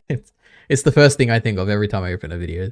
Basically, if you think that Denji barking for Makima is... Oh, and I guess some of you won't know what I'm saying, but she has this thing with Mappa, you know? She has a famous line that she says in the beginning of one of her shorts, and it's just like iconic. And every time I see her, I just think of the lines. Understandable and at no way at all odd. If you find yourself in Discord servers and YouTube comments barking for this woman right here, then I am formally diagnosing you with a prescription to go outside and to touch some grass. And while you're at it, please... Did we watch this on stream, Kyle? I don't remember. I actually don't remember watching this on stream. Alright, what was I actually up to? It was an accidental Ari. Sure. Ari only cares how he is perceived by others. I mean, it's probably true when it comes to like aesthetics, right? Like, if there was no one around, like, would I bother wearing fancy clothing? No. I mean, even with other people around, I guess I don't really care about fancy clothing, but, yeah, I feel like other people are probably important. I wrote the line before Critical existed. That's not true. He's been around since before I've been around. I was watching him back in 2011. I remember sharing his video around in class. You know what video it was? It was like these two people, and they were in an apartment or something, and they killed each other or something. It was crazy. But now the question is, has he become so popular that if I sort by popular now... I was an extra. That video is not even going to show up anymore. Yeah. Oh my god, it's Fat Nikocado Avocado. Look, they don't even show up anymore. Oh my gosh. Oh, and then I first heard about Critical because of the co-op video, because of Ray William Johnson, who featured him in a video. Jeez, he's got so many popular videos.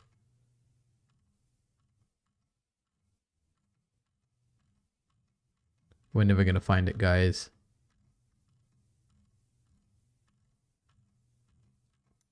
What a shame. That's important context. When is part 2 gonna have side characters? I don't know, does it need side characters? We already watched this video on stream, Ari, together, did we? Bandana Guy and Buff Punching Guy have next to nothing to them. His Hunger Games extra video is classic. True. Nobody talked about Critical at my cool school. You know what was the funniest moment in my life? We're gonna find it. And you're all not gonna laugh, because you have to be like, firstly, you have to be like 14 years old when you first watched it. And you also have to keep in mind that Critical wasn't always the person he is now, right? Like, he didn't show his face. He didn't show any emotions or something. He was very monotone in his delivery. These days, he's like a completely different person. But back in the day, he was very different. The baseball? God, it was so funny. Is it this? Why is that on another channel? No, it's definitely not this. What's like what do they call it instead of baseball? It's like another Critical cricket? I think it was cricket. What's up, everybody? It's Critical. I'm Oh, this was 2013. playing Ash's cricket.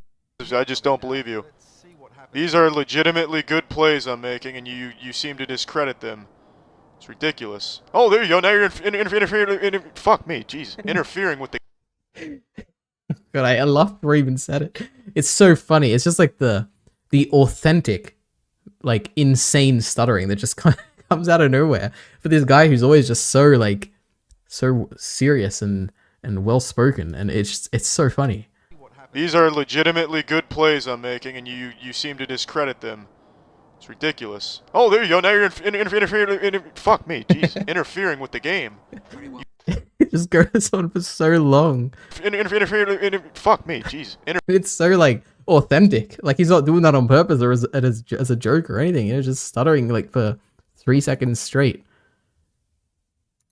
And I feel it's so funny. It's so great. My goodness.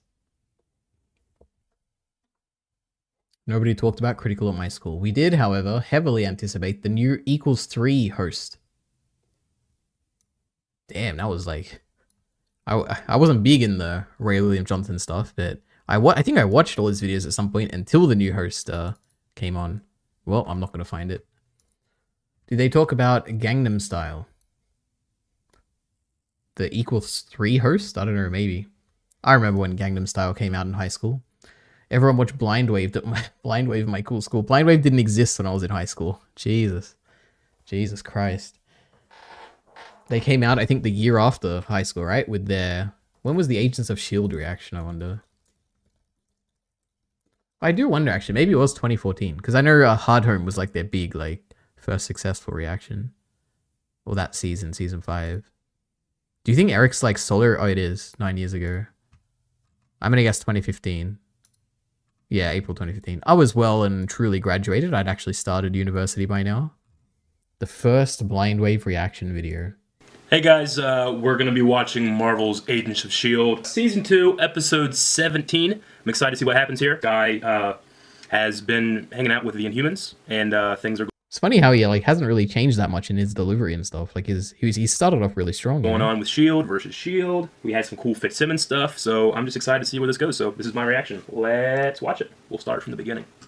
Not in my house. My house I think And he's smoking. I don't know. I assume it's a vape. they would make some pretty kick-ass babies. Oh no, it's just weed. I don't know. The Trescallion. Doesn't even show the footage. This is crazy. Oh! This is before the Avengers were assembled. He truly is Blind Wave leader. Does he have a discussion, I wonder, or is it just a reaction? Together. That's, you know, when Hunter first... I guess you can see it in the reflection of his glasses. Season, was it a season? I wasn't really, I was, you know, kind of like, who's this guy? I don't really care. When his scenes were on, I was like, all right, let's get to the good stuff. But honestly, when Hunter shows up on screen now, I'm really excited. I really like it. A good episode. Agents of S.H.I.E.L.D. is doing pretty great. I mean, every single episode is a must-see, or you're lost in the story. It's great. I mean, I love He hasn't the changed way at all, guys. the trend of television is going. It's an exciting time to be a comic book fan. Anyway, if you guys like this video, like, subscribe, do all that shit that everybody always says. We're going to be having some really exciting things coming up, especially for you Star Wars fans. I know a lot of you guys have subscribed to our videos because of our Star Wars videos, and I can only tell you that the next thing we release is going to blow your mind. Alright, we'll see you guys later. I wonder if he's talking about Kylo Ren The Awakening that I think came out like way later? I don't know. Have a good one. Hey guys. Crazy. I guess we'll never know.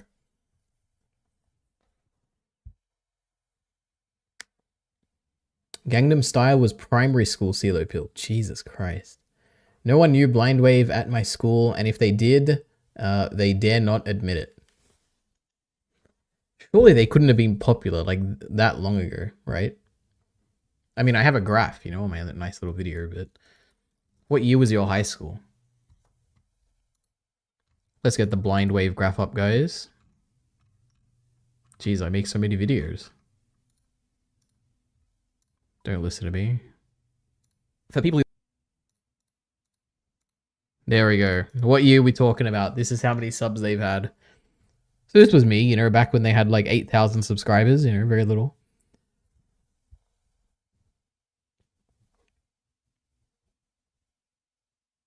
High school for elite Ari, true. Haha.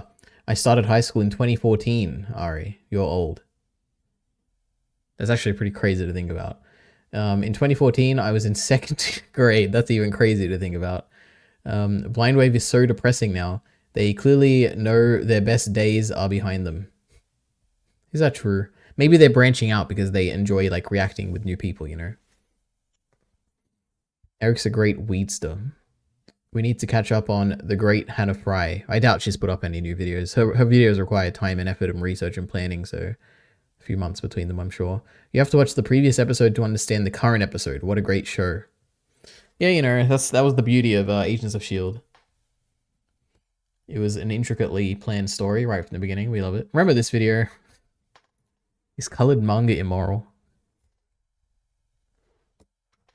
I woke up and I opened up Twitter and I saw that Heath had gotten in a massive argument against... True, Heath is famous. Look, he's immortalized in this video. I remember when I edited this video and I cut out Kyle at some points? Or was that another video? Oh my god, his like girlfriend or something? Yazzie or whatever. Yeah, Yazzie. No, I think I cut him out of the Blind Wave one. He's like, he doesn't say anything in it. I don't know. We didn't watch any of her new videos, Ari. I doubt there's any new videos.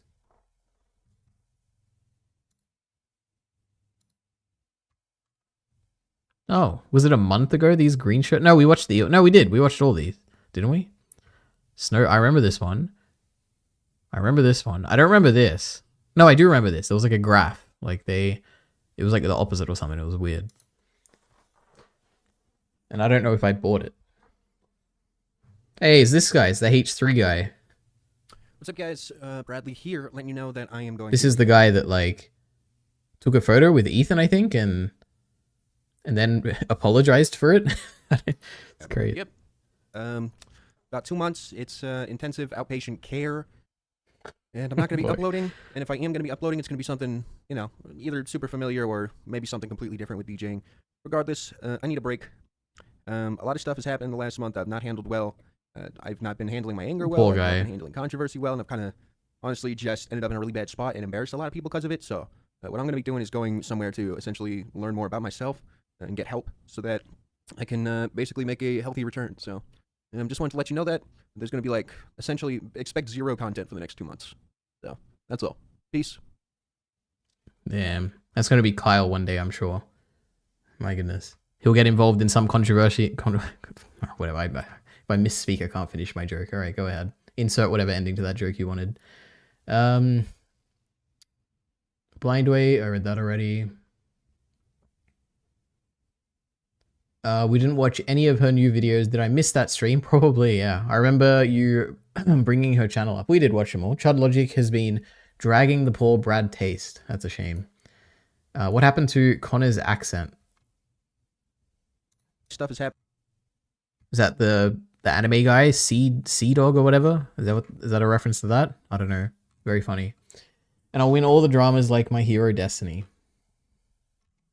I'm sure there's a drama that he's lost, right? We have enough Destiny fans here. We could all pull together and come up with some drama that he lost. Why does his name sound familiar? It's not going to be like a... Wait, what is this? Oh, it's this thing. Okay. It's always a gamble when you like recognize a name. You're like, what is this? You know?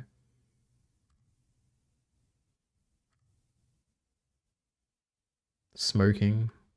Good luck, Brad. Look at this. Positive comments. Where are my positive comments? No one ever says good job to me. Alright. What else have we got to do, guys? Why am I so hard? Jesus.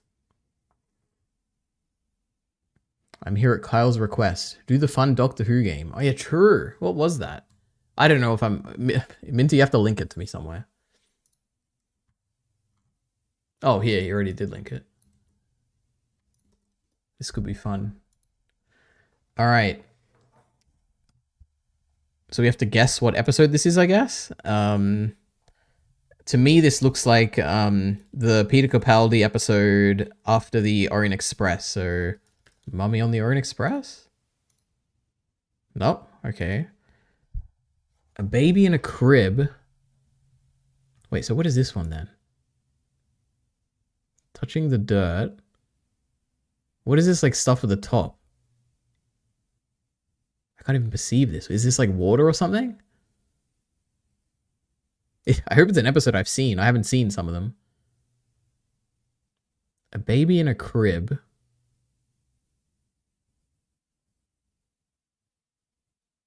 Is that Gallifreyan stuff? I don't know. I don't. Nothing's jumping out to me. I don't recognize this. I hope it's not like a season 13 or whatever.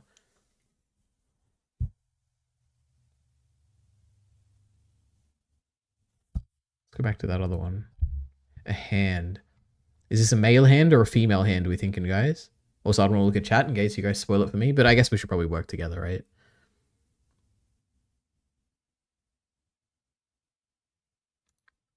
No idea. The only time I remember a baby is in the Good Man Goes to War, but it wasn't this baby. I guess it could be... It could be the astronaut one, right? But there's no way. I don't remember this at all. What was the astronaut one called? Oh my gosh. Something Moon? The 11th? No. The Impossible Astronaut. But it's not. What was the second part of it? The not the Impossible Astronaut. Can you just type in the things? You can't Day the Moon. I don't know. Oh no, it is a...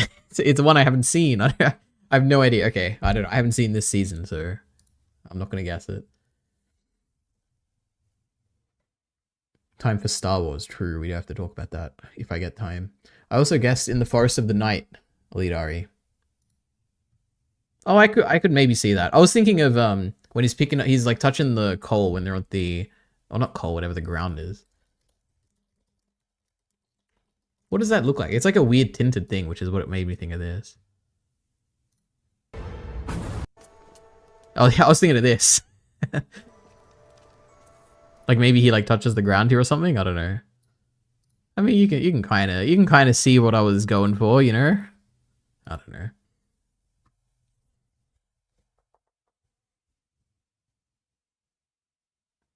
And I also thought maybe Peter Capaldi because there's always a lot of close-ups on Peter Capaldi's fingers. True. Kyler's getting cucked right now. True.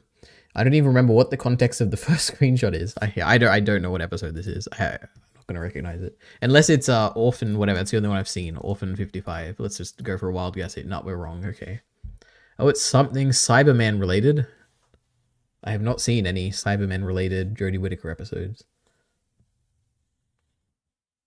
I'm rewinding stream. Miller, I still have you blocked. I just saw your comment on the stream. We all should, Minty, don't worry. But I don't know how to unblock him because his name / channel is now hidden from me. You can change the date and just pick a random one. That's a good idea. Why pick this date to send to Ari? True. Let's do another one. All right. I need to like know that it's not it's not like some random thing.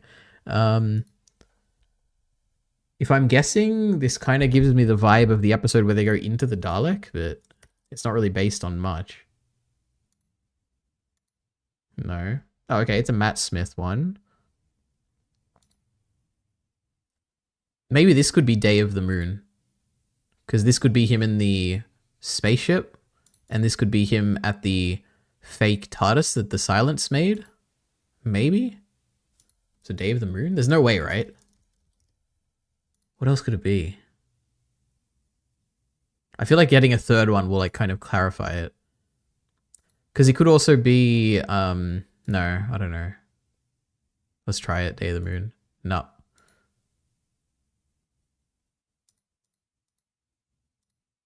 Is it the dinosaur one? Yeah, it is.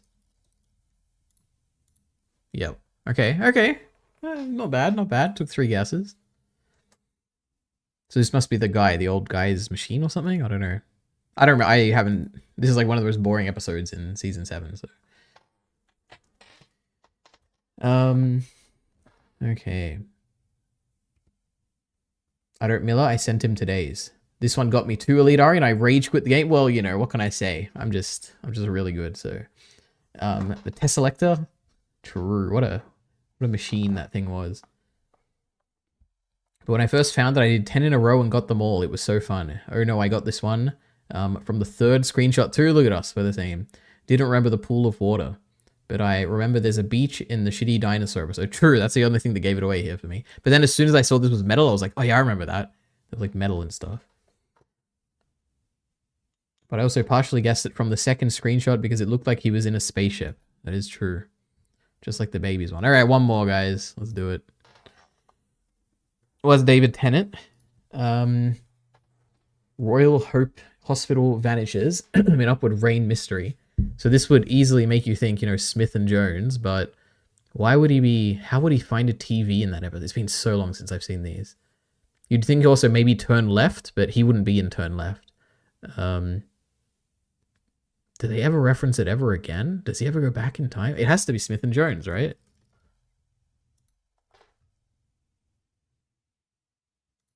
No, interesting. What else? This is Tenet, right?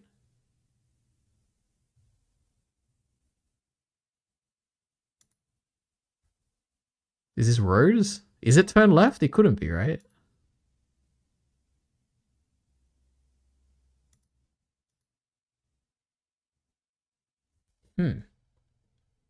Journey's End? How would that make sense? This one's stumping me here. It can't be Turn Left, because there's no way the Doctor would be in that episode.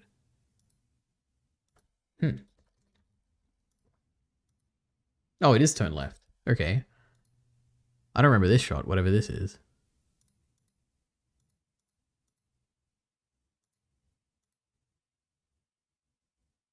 Interesting. Okay.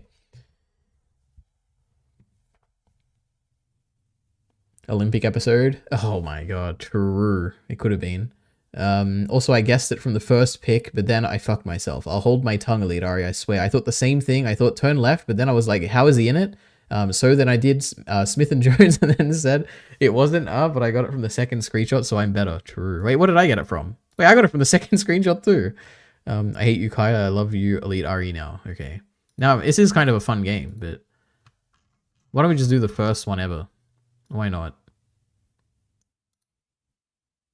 Oh no, is it the Impossible Planet? No, this looks like... Is it Christopher Eccleston? I don't know. If it is, there's no way I'm going to get this. It's been so long since I've seen those episodes. I feel like it can't be the Impossible Planet because this text is too... It's probably a season 12 one or whatever that I haven't seen. Season whatever, Jodie. Because this could also be Graham? Was that his name? But let's just guess Impossible Planet. Why not? I don't recognize this character. Yeah, I'm not going to get this. Season 13, season 12, episode 5. I'm a genius. Look at that. I was just intuitively in tune with the episode. I've actually seen this episode. Oh my god. Isn't that insane? What are the odds of me getting that? That's like a 1 in a ridiculous number chance of actually getting that. Jesus Christ. I can't believe it. I'm unstoppable. That's like, I've gotten every single one. Oh my god. Yes, but you hesitated. True, I did hesitate. I knew it was turn left as soon as I saw the second pick, when Rose is teleporting and shit. I also thought this one was the Impossible Planet. I don't remember if it is or isn't, but I guessed that for the first pick because of the writing on the wall. He's my soulmate, he is. Orphan 55. Alright, well, Miller got it. You know what, I also got it too, you know, but just accidentally. I think I got this one from the third screenshot because I know this is a shitty climate change episode everyone hates. Oh, this was a fun episode. I only watched it because everyone said it was bad. Alright, we'll come back to this, okay. Well, maybe we'll do another one later. Maybe this should become a stream thing we do every stream. Until it gets boring. But will it ever become boring? I don't know, probably not. God, they should do this for like anime and stuff as well. That'd be fun. Alright, we're done with this. We're done with this. We're done with this. And we're done with this. Okay, so the other day I was on my YouTube homepage, as I often do. And I saw a recommended video by the great Star Wars Theory. Star Wars Theory. No, that wasn't the one.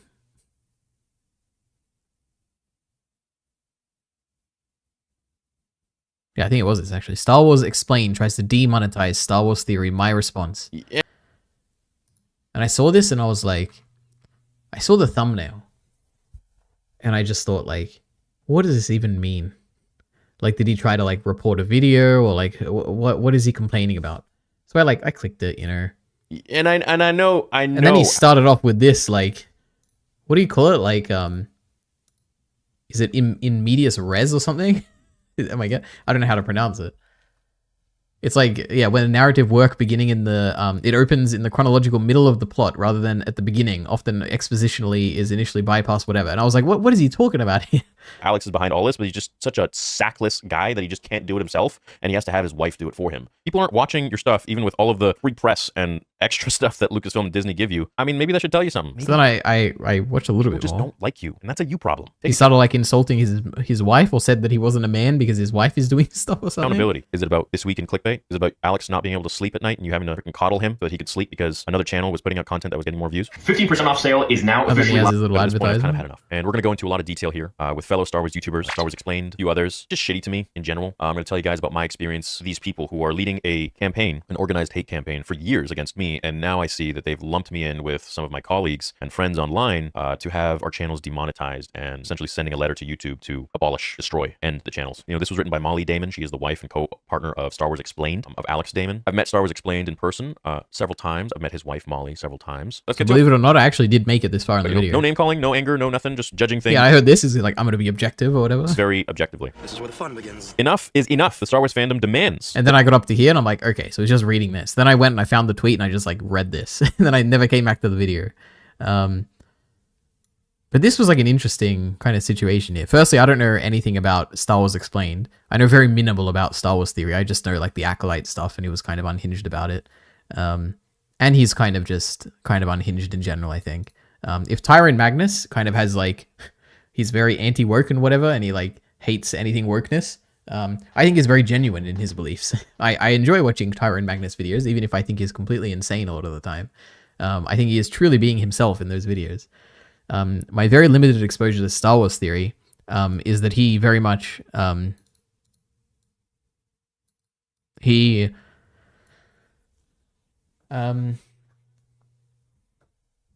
What do I think? Let me think carefully, actually.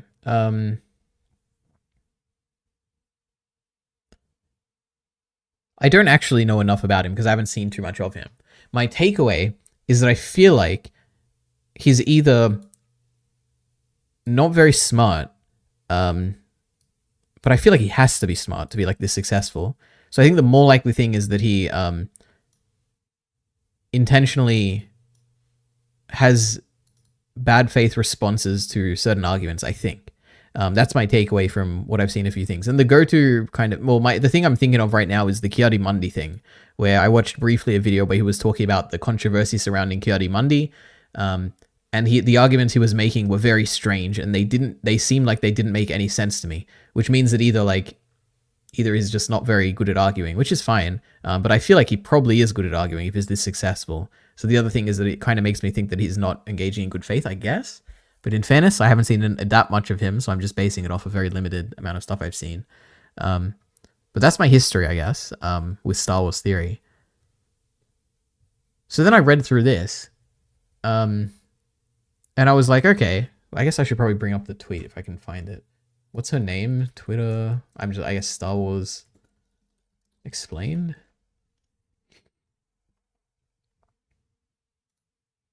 Or maybe she would have deleted it? I have no idea. Oh no, this. Wait, that's not it. Oh, it is it. Yeah, that is it. So this is a letter. I guess we should probably just read it. So dear team YouTube, I guess for context, this is, I don't know where the hell this comes from. Basically the big, wait, this isn't even it. How long ago was this? Oh, it would have been more than 20 hours ago.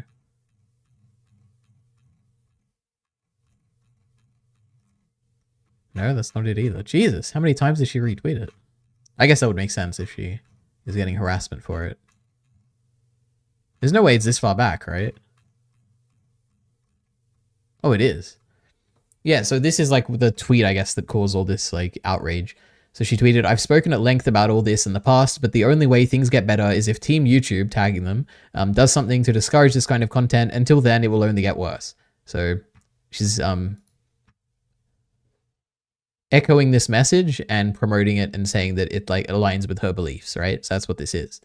So, dear Team YouTube, last week, actor Amandla Stenberg, they posted candid. I guess we're just like doing what this video is as well. I'm sorry, guys. All right, but I should probably go through this. Posted candid comments to Instagram about the rampage of bigotry and vitriol that she received since leading the cast of The Acolyte, the latest Star Wars edition to the Star Wars. The latest addition to the Star Wars universe. So that's that video we watched last time, where it was her talking about, I guess, the hate that was surrounding it and everything. So we have context here. Stenberg's experience is not new. In fact, this tactic was initially provoked by former Breitbart news editor Milo Yiannopoulos, who aggressively targeted Ghostbuster actor Leslie Jones under the guise of film criticism after prolonged insults against her Ghostbusters character resulted in harassment against Jones on Twitter. Yiannopoulos claimed Jones was playing the victim when she called for action against harassment. The aggressive gaslighting of Jones's experience resulted in Yiannopoulos being banned from Twitter. So already this is starting off when I read this, I was like, this is a very weak start here. Like, if you want to talk about the harassment that these people are peddling toward this actor, it feels kind of strange to kind of say that, to kind of link it to this past event, unless you wanted to expand on it even more. Like this feels like you're trying to, it just seems weird to me. Because there's like, for instance, Milo Yiannopoulos is a very controversial person, and when you're kind of linking these people to his name, you're kind of loading this thing here to kind of say that all the bad stuff about him is also the bad stuff about the other people, and not necessarily limited to the actions of what he did toward the Ghostbuster actor Leslie Jones or whatever. So this is a bit strange to me to kind of load the beginning here with such negative connotations based on stuff that isn't related to what they're being criticized for here, I guess. Anyway, so that was my first, I was like, oh, this is kind of strange. Did I read all this? The aggressive gaslighting of Jones' experience resulted in Yiannopoulos being banned from Twitter. 8 years later, Yiannopoulos' playbook against marginalized actors has I've never heard this word before. burgeoned into a multi-million-dollar business on YouTube, which has been permitted to develop unchecked with the help of YouTube's partner program. This playbook's biggest target, Star Wars. As fans of the Star Wars franchise, we have tirelessly witnessed a handful of YouTube creators continuously drive prolonged insults and harassment against marginalized actors and members of our community. Enough is enough. The Star Wars fandom demands that YouTube enforce its community guidelines against prolonged insults and incitement of targeted harassment towards women of color by demonetizing YouTube channels Geeks and Gamers, Ryan Kinnell, RK Outpost, and Nerdrotic. So this was cool to see, because a lot of the time that I see this, I guess, with criticism, for instance, when I'm listening to Blind Wave, they never mentioned the channels explicitly. So this was actually kind of interesting to see that these kind of seem to be the three horsemen of the hate towards the Acolyte, which is kind of cool. So obviously I'd heard of Nerdrotic from, I guess, Kyle linking a bunch of their videos. I recently heard of Geeks and Gamers because of their, unless I'm mixing it up, because of their controversy with Blind Wave. And I've never heard of this channel before, RK Outpost. I have no idea. But this was kind of interesting. Anyway, I should probably read the chat. I don't know if anyone is saying anything here. Okay, I guess no one has said anything. Let's see. His early videos... Oh, wait, no. Way before that.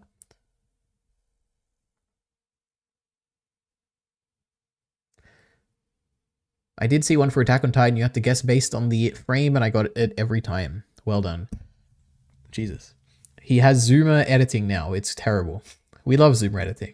It's worth watching the whole video. It's really bad. She didn't even write it. Is she going to retract this? Is he going to retract this? Well, I don't know what he said, but she clearly, like, very clearly she believes that this is all true. Like, it doesn't matter if she wrote it or not, right? Like, she clearly wants this to be the case. And it's not like she just retweeted it or, like, just liked it. She just said, like, she clearly wants YouTube to do something. She's even tagging YouTube, right? I think it's fair to say that she is calling for their demonetization, obviously. But the thing is it justified based on this letter or not? Is like the point of contention here. I'm trying to unblock Miller first, but I can't figure it out. I have no idea, Minty. I can't help you there. I don't know. His early videos are terrible. He probably just had good work ethic to get videos out quickly with clickbait thumbnails. His early videos are terrible. Maybe, I guess that is also possible. If you just put out enough content and you're early enough, then people will you'll probably be successful, I guess, maybe. Miller, what is your @ so I can type it in the URL? It's @ Miller the Killer, I guess. I don't know if you have one.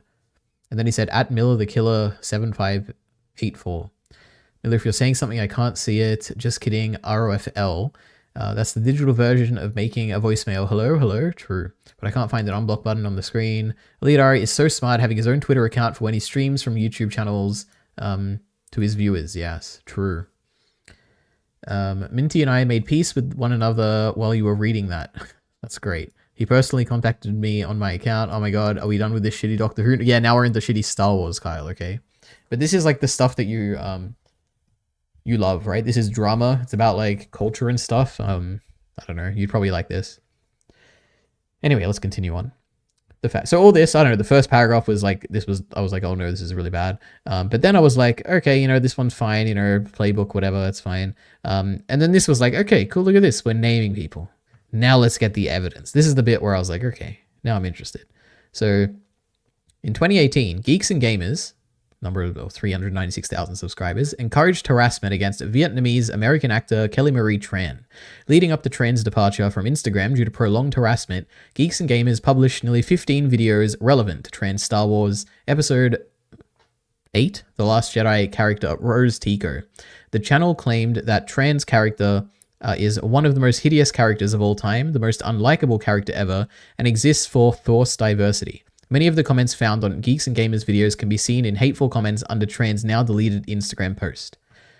So already this isn't very clearly, this is interesting, right? Firstly, I don't know, I just have a few thoughts on this. Like, prolonged harassment is the issue at hand, right? In our YouTube's policy. The issue is, if someone is a public figure, like what happens then? Like, is it still okay to produce, like, what is the definition of harassment when it comes to a public figure, I guess? That's like the thing. But also, separate to that, I could 100% believe, and you could prove to me that harassment is happening here toward a public figure and it is bad. You could do that. But the evidence you provided here, I guess, is very weak. Now, maybe it's impossible to kind of convey that evidence in a short format like this. Like maybe this would be better made as like an actual YouTube video on YouTube or something. But I guess Twitter is kind of where you get YouTube to actually make a difference here. But for instance, the things they've said here are like the evidence of like the channel claimed that trans character is, so the first thing here, one of the most hideous characters of all time. Like, I don't know. It's tough because they're using the word character here, which means that they're not actually talking about the person. But obviously there's a weak distinction and difference when you're talking about the appearance of a character and the appearance of a person. So it's one of those, like, it's not like a smoking gun or whatever. I wish there was stronger evidence in this, I guess, basically, when I read this. And the next one, the most unlikable character ever, that's like a nothing. Like, you can say that about many characters and there'd be no issue with it. And exists for forced diversity. This I also would have no issue with. Like, this doesn't prove the harassment, basically. The issue here is the harassment, not necessarily the hateful views or anything. Like just thinking that every character that is diverse is because of forced diversity. That's nothing to do with harassment, right? That just has to do with like hateful views or something. And I just feel like this doesn't, like, this paragraph is very weakly structured to support the claim that they made about the harassment, right? So anyway, that's like the first thing here. Many of the comments found in Geeks and Gamers videos can be seen in hateful comments under trans now deleted Instagram posts. So again, this is off-platform stuff, right? But I guess you're trying to prove that like the hate campaign is like spreading off YouTube or whatever, but I don't know, it's a bit weird. Anyway, let's see if anyone said anything. Okay. Oh Jesus, Kyle said Tyrone, what is happening here? Now we're done with the shitty Doctor Who. Now we're on even shittier Star Wars, Kyle. This is not shitty. Tyrone, he spoke about this. True, Tyrone Magnus made an 1 hour and 40-minute video about this, which I haven't seen. This is the biggest Star Wars drama of all time. That is true. Not a lead Ari making the same joke at the same time, maybe. You gotta respect the fans. I want to know who actually wrote this. Yeah, I truly don't know, but someone else, I'm guessing. Free speech. I was contracted to write this. That'd be crazy. Elite Ari was DEI hire at his new company. Maybe. Them, and it ruins their relationship forever. And one of them goes, I know, I'm sorry, okay? I wish it wasn't true. And the other one goes, I don't. I don't even know what Minty's saying. There has to be better examples they could use. Yeah, that's like kind of my thing here. Like, these are very weak examples to prove the harassment. I'm sure there's like stuff out there you could do to convince me, but these are kind of weak. Have you seen the clip of all of them laughing at Leslie Jones's face? That would be a good example, right? I haven't seen it, but I can easily believe that they would do that. Why let them defend themselves by like choosing examples where they're like playing with the words like character instead of like the actual person, you know? Or maybe they're just always really cautious and they always say character when they actually are harassing the actor. I don't know. I don't watch enough of these channels to know, you know? So that's why this would like be good to kind of convince me, but it's not. Who ruined my story by deleting it? I didn't delete nothing, but maybe YouTube censored it. Some countries believe in that stuff unless I never sent it. That's also true. I found heaps of people Twitter sharing this on September 5th. I wonder if the person writing it is anonymous on purpose. I mean, if I wrote this, I probably would want to be anonymous too. So, but I made the joke to Miller. This is going to be the badonkadonk thing. Okay. The Blind Wave crew wrote this, I'm sure. Anyway.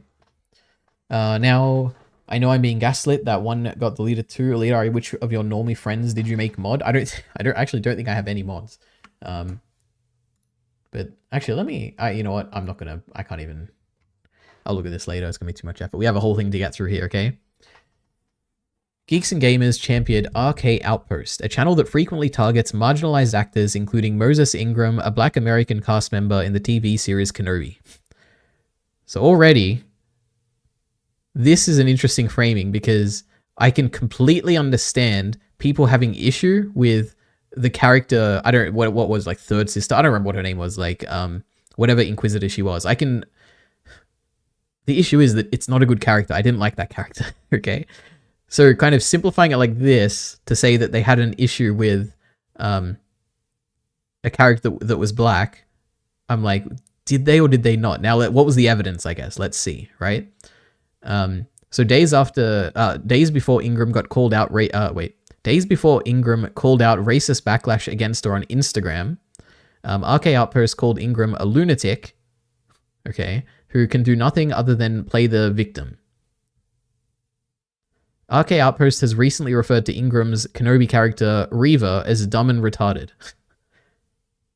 So, like, why would you include this? Like, the character is pretty dumb. Like, I don't think this is, like, this is a very weak point about it. Now, the first thing about, like, who can do nothing other than play the victim, this is more like, this is probably the first piece about, like, something convincing about the harassment, right?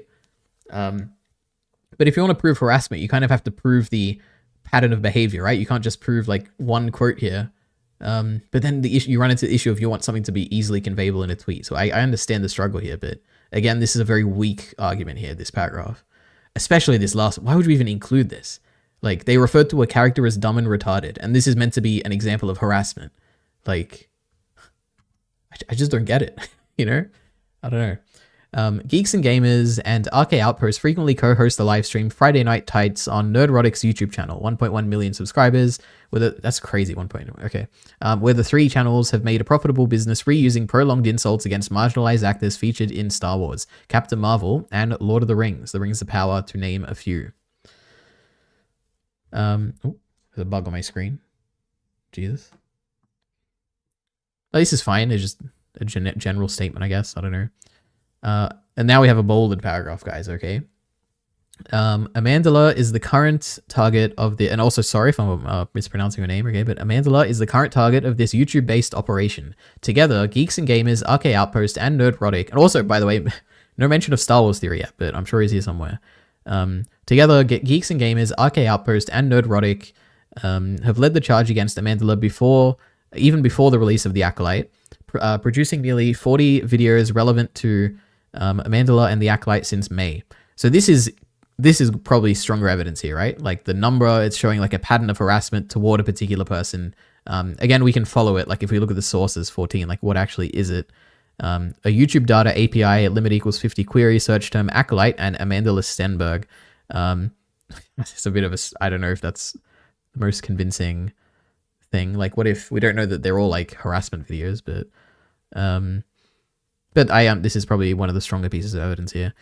These channels have asserted that Amandala is vapid and narcissistic. Is that like a... I guess this is probably if this is like a repeated thing, it could be harassment. So that's a decent one, I think. The adult pretender. I don't know what that means. I have absolutely no... Does anyone know what the adult... I don't know if that's like a reference to something. I have no idea what this is. Dumb.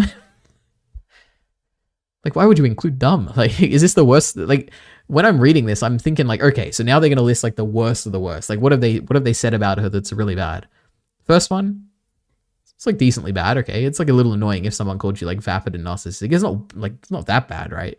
But it's like, it's not good. Like you shouldn't call people that. And then they say the adult pretender. And I'm like, I have no idea what this is. Then they say dumb. And I'm like, what? You can't call someone dumb? Like, I call people dumb all the time. Am I like part of the problem? Like, I don't understand, you know? And a half black bitch. So, yeah, this is crazy. Okay? So I read this and I was like, okay, this is really bad. You shouldn't be saying this. And I was like, okay, if they truly said this kind of justifies the entire thing. If they're like saying stuff like this, you should have put it in the first paragraph, okay? Like, this is crazy. So I went and I clicked on the, number 18. I didn't click on it. I like searched it up. I found the video. And the takeaway that I basically, we'll watch it now so you can all form your own opinion. But my takeaway was that they did say this, but they have enough plausible deniability here. It's not as clear cut as it like seems when you first read this in a very shocking way. Which is it's the same like kind of annoying thing if you're trying to write this article. I can understand from your perspective how annoying it is, because like when these people are making videos, they're not criticizing the actor, they're criticizing the character. And whenever they want to like actually criticize the actor, they kind of retreat to a safer position, which is to, instead of saying like, oh, the actor's like dumb, they say like, oh, the character's dumb. Or like, instead of saying like, whatever examples they had here, like they kind of retreat to saying the characters. You can't really pin them on anything because it's like, they're just criticizing a character. Well, we can't criticize a character. And they do the same thing here with the half black bitch thing. But yeah, let's get it up. What was it? Amandla Stenberg.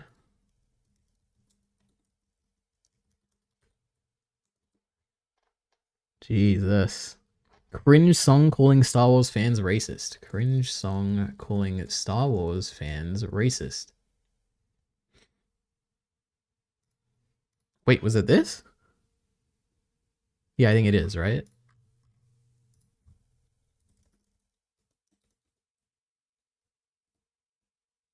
Oh, that's not what I wanted.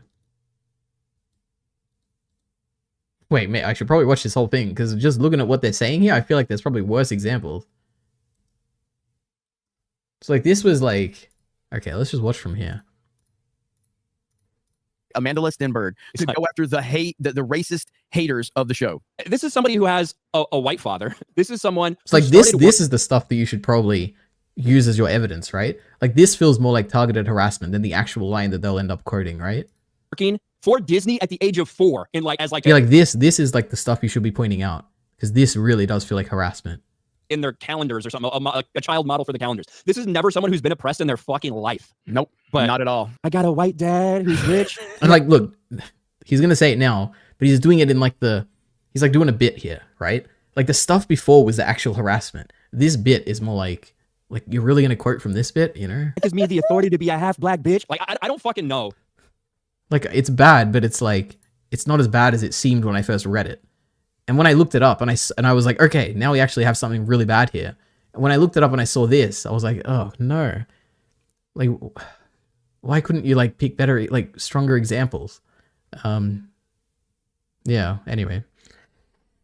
But defending herself against racism. These channels have gaslit Amandla by claiming she is playing the victim card with RK Outpost proclaiming, "You've never been oppressed in your goddamn life, you bitch." So yeah, here we go. This is a good example. We shouldn't be saying that.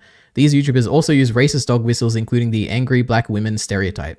So I don't know enough about this, so I didn't really look into it, but I'll trust them on this one. The hate campaign against Amandla has been so profitable that other major YouTubers have joined the attacks on Amandla, including Star Wars Theory. Here we go, referenced. My goodness. How many more good faith content creators will turn to profitable hate campaigns if this behavior is permitted to continue with no repercussions?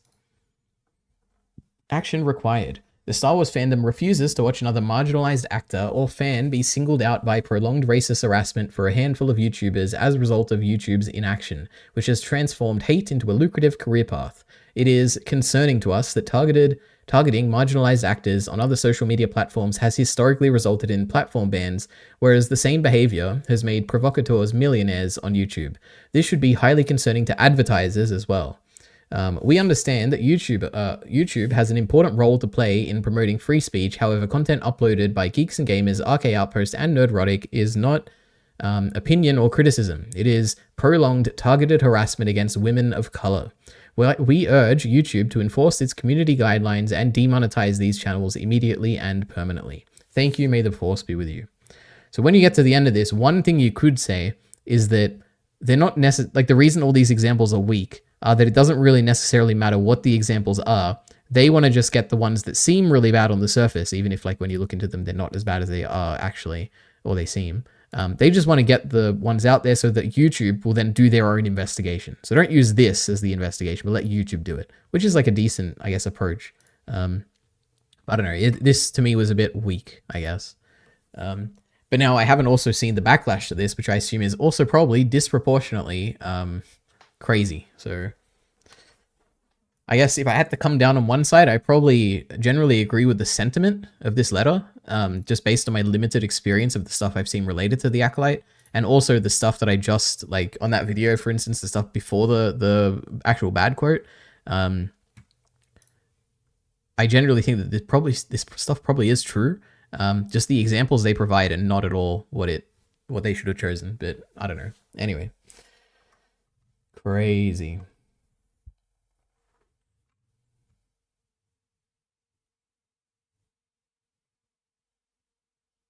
This is just like when Joe Biden got prosecuted in court for reading a quote that had the N-word in it. Is that true? I have no idea. He was quoting someone. He was against it. Ari, you're overanalyzing this too much. Just embrace the layers and it will all make more sense. You're laughing. Someone got called dumb and retarded and you're laughing. True. Anyway, Ari, you're consequentially wrong because look, Team YouTube replied to it. Turns out the evidence was sufficient. I think they literally reply if anyone says anything, if they tag them. But they gave the generic, please fill out this form if you have an issue. Kyle Entertainment type insult. True.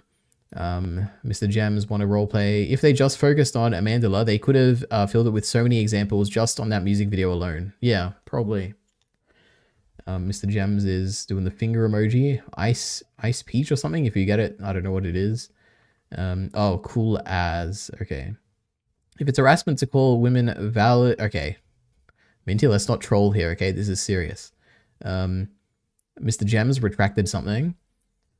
Minty's, well, I'm not reading that out. Jesus. If George wrote A Song of Ice and Fire 20 years later, that would be one of the characters' monikers.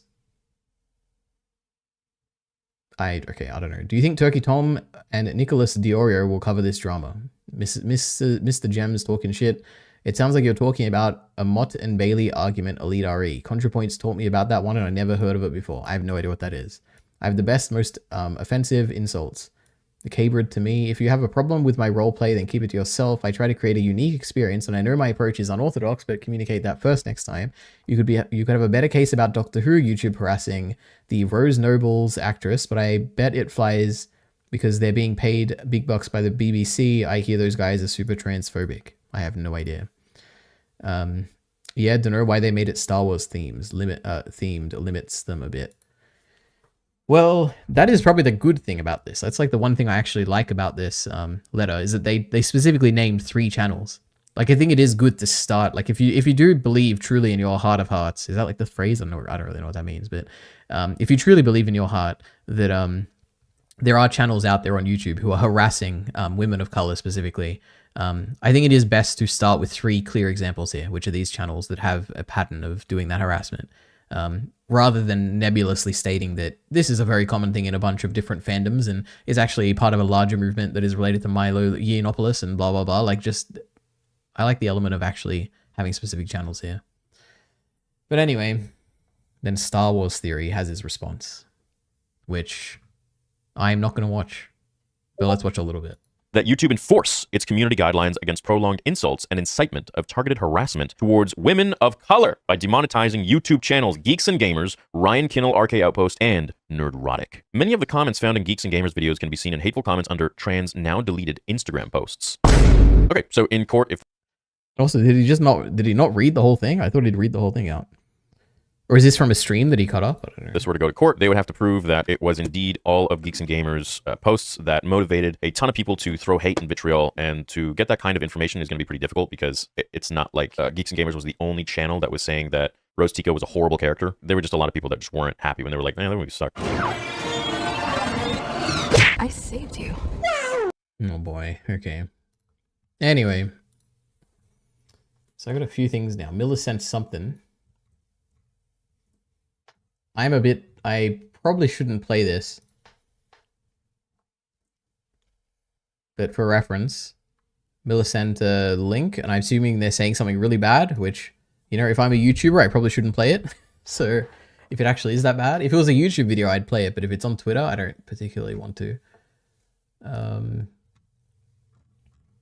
What else is there? Kyle's just sending best guy ever stuff. Miller sent this. I have a live notification. All right. Crazy. The way he makes this about beef between him and Alex when this is about neither of them is insane. That is also pretty funny. Because, yeah, the thing we just read was like a repost made by, as far as I understand, the Star Wars Explained person's wife. So I don't know what this has to do with the actual Star Wars Explained person, but... Yep. Look at this. Losers. I would never insult someone's physical appearance, Kyle. How dare you? Don't say that. I'll ban you. Okay. No, it's not cool as. Miller or Kyle will get it. No, watch it. He leaks the emails. No. If you find a version on YouTube, I'll watch it, but I'm not watching it from on Twitter. Play it, you pussy. Absolutely not. I don't want to lose my channel, okay? What is this? Wait, why am I speeding this up? Wait. Am I going to watch the whole reaction? I guess maybe they'll say out of nowhere somewhere. What is this? What the heck is this? Oh, a brawl fantasy draft. I don't know how the hell these things work.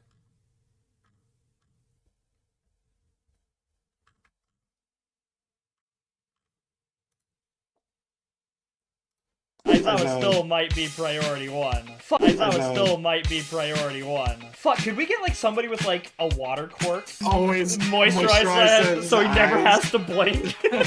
Okay, now we need a water hero. Who do we choose? Do we choose backdraft or do we choose manual? I would say manual. Manual? Well, I sure hope somebody picks up that phone. Because I f***ing called it! Hello! Welcome! We're the custodians. I'm Rhett. And I'm Joe. I like their energy. No, I don't know. I'm not going to find it. The start is funny. We watched the start because I saw your message in the corner of my eye. You know, I'm very good at that. Oh, that's Rose Tyler on a phone. Now, this could either be the second episode where she's in space and she's like looking at the window and she's like, my mum's there, right? Can I call her? And he gives the phone and calls her. Or this could be in, not Journey's End, but the episode before Journey's End where she's like, Doctor, I'm here, you can't hear me or whatever. And she's like using a phone or something. I don't know. So it could be either of those. I'm going to go with it's something Earth, right? The end of Earth or something. What's it called? Earth's End? No.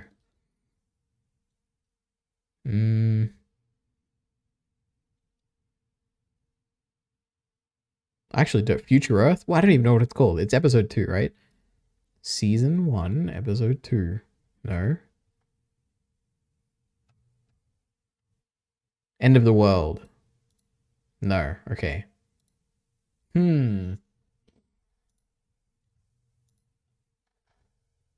It could be the, I don't know what is it the Unquiet Dead? I don't know why, just seeing this paper just made me think of it. But I haven't seen that episode in so long. So was that even a Rose episode? Was that a Tenet episode? I don't remember. I don't think this is like one of the boring episodes that I don't watch. So I guess maybe? No. Oh my god, they're all Rose shots. This isn't telling me nothing. It's gonna be it's just gonna be some random episode I don't remember well.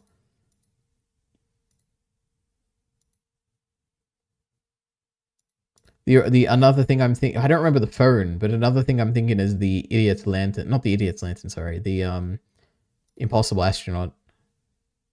No. Oh my god. Satan Pit, sorry.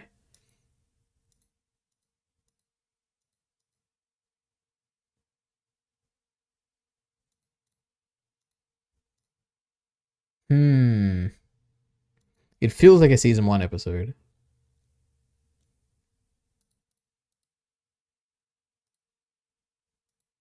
Nope, no idea. I may as well guess something. Satan Pit.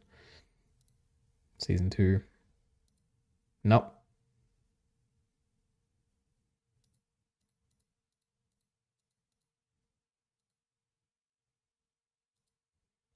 Is it Bad Wolf? Satellite 9? Oh no, we're not gonna get this one.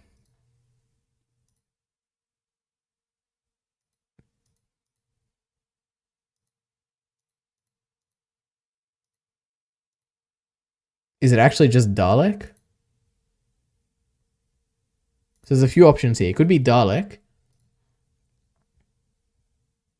It could be Doomsday. It could be Parting of the Ways. I feel like it's not Parting of the Ways though.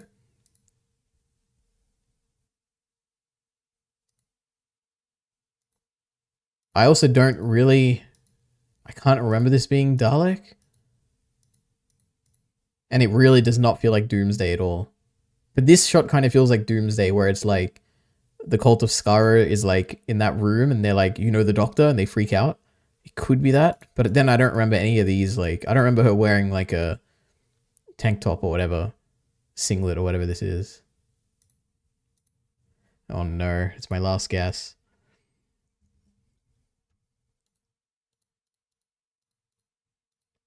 I feel like Parting of the Ways is probably the most likely. No, it was Dalek. God damn it.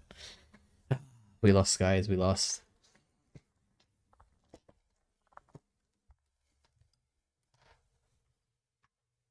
The start is funny. I can't believe they predicted the manual thing. Insane. So were they saying the water thing before it was revealed that he was like a water guy? Because that's pretty crazy. It's Dalek. It's Dalek, Elite Ari. I got it eventually. Okay. Actually, no, I didn't. But I did think of Dalek eventually. The Star Wars Theory video when he leaks older emails is funny at 4:40. Let's see. Also, I have to go in like 2 minutes. Oh no, I'm gonna get a bunch of recommendeds now. Theory. Wait, what? How did I spell this so wrong? Oh my god, guys. James Earl Jones died. And I...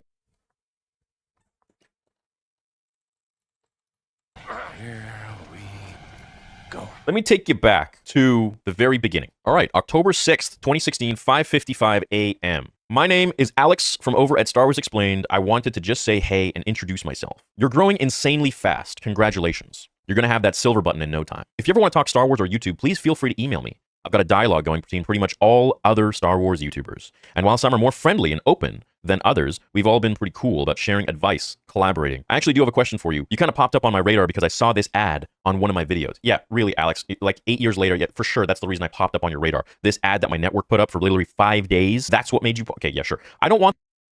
What? What does he think?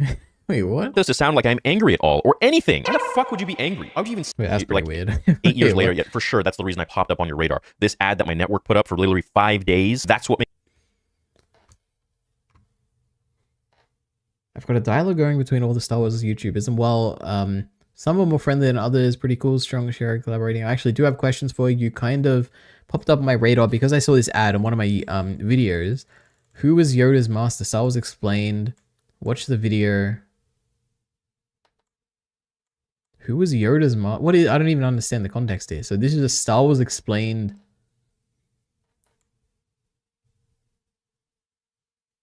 What does that do with Star Wars Theory? Did he like post this ad on their channel somehow? How would he even do that?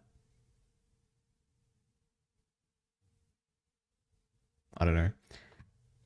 Made you... Okay, yeah, sure. I don't want this to sound like I'm angry at all or anything. How the fuck would you be angry? How would you even say that? She got your ass. This is literally... I feel like he'd be angry because like whatever this advertisement is using his name or something. But maybe I just don't understand what's going on here.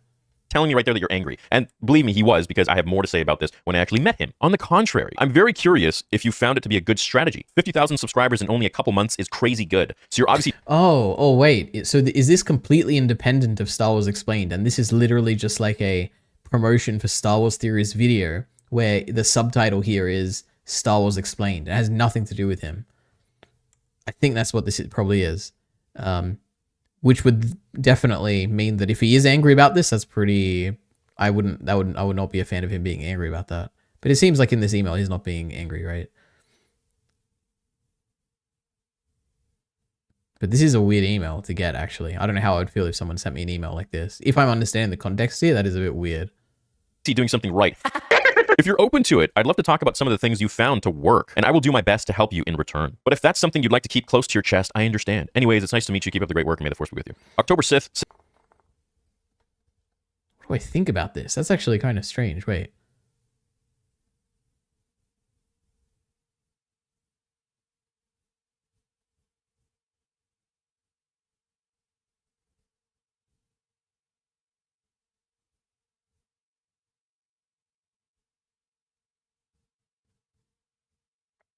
No, there's no issue with this. I thought about it a bit more. I have no issue. And I think, because obviously what Star Wars Theory here is trying to portray is that, like, this guy is obviously lying, and he's, like, trying to make a power move here where he's, like, saying, you know, I noticed this, but I'm not angry, but look, I noticed it. And this is all, like, fake niceness. But I think this could just be someone genuinely being nice, so I don't have any issue with this. And believe me, he was, because I have more to say about this when I actually met him. On the contrary, I'm very curious if you, but if that's something you'd like to keep close to your chest, I understand. Anyways, it's nice to meet you. Keep up the great work and may the force be with you. October 6th, 12:10 p.m. I respond the same day, literally when I just woke up, because I would work all throughout the night. I'd sleep probably around 7 a.m. and then I'd get like a few hours of sleep and I'd wake up and I'd get right back to writing videos. No eating, no gym, just freaking no dating. Like I just a million subs in a year. Anyway, so hey Alex, thanks for reaching out for sure. Ask away. If you want to chat through email, here's fine, or we can chat through Facebook, whatever, either works. Says, hey, saw your tweet. Sorry I missed it for a couple days. Thanks for getting back to me. Chatting through email's fine. All right, so cool. No worries, man. My name is Nia Toos, by the way, but my friends call me Toos for short, or Nia. It says, so you're inquiring about the ad. I only started advertising through my network. Wait, what? Wait. Did I miss it?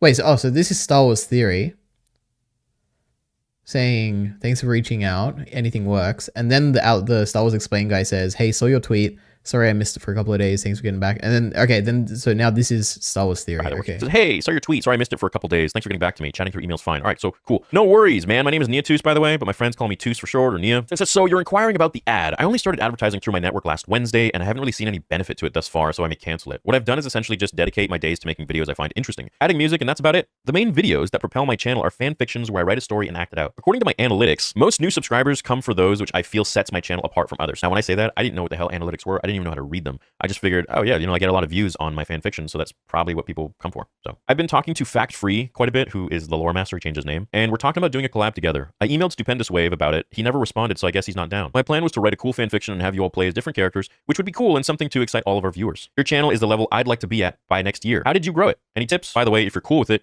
can we put each other in our suggested friends list? Nice to meet you, Toos. Yeah, I was really curious about the ad. I've always considered giving that a shot, but is always skeptical. Bummer you're not seeing any benefit from it. Are you able to dedicate all day, every day to this? If so, I'm crazy jealous. I currently have a full-time job and have to do everything at night. Actually, you told everyone at the Lego booth in Chicago that your wife helps divide the workload into two.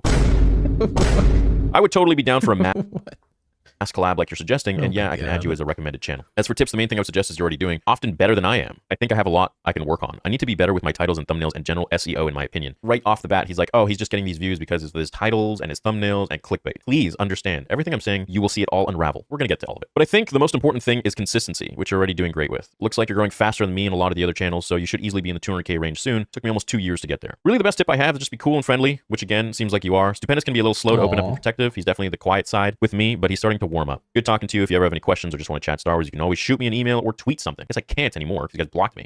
My philosophy has always been the more big Star Wars channels out there, the better we can all learn and help each other grow. It's all about growing. It's all about, I didn't give a shit about any of that, man. I was just making my content and making it the way I wanted. That was it. I didn't take a course on this. Man, I couldn't agree more with that. Seems like people are too riddled with greed, but if we all work together, we can not only become more successful at doing what we love, but make the Star Wars community stronger. Yeah, seems like Stupendous Wave doesn't like me or something. Maybe he sees me as a threat. I have no clue, which is absurd. My job allows me super flexible hours as I'm a realtor, so whenever my clients are taken care of, I have free time to spend on my channel. I'm going to...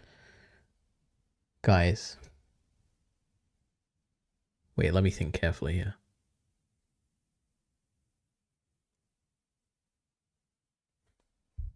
Let me just say, I have a negative opinion of real estate agents, okay? After my brief experiences trying to find an apartment these past few days, I'm not a big fan of them. Okay.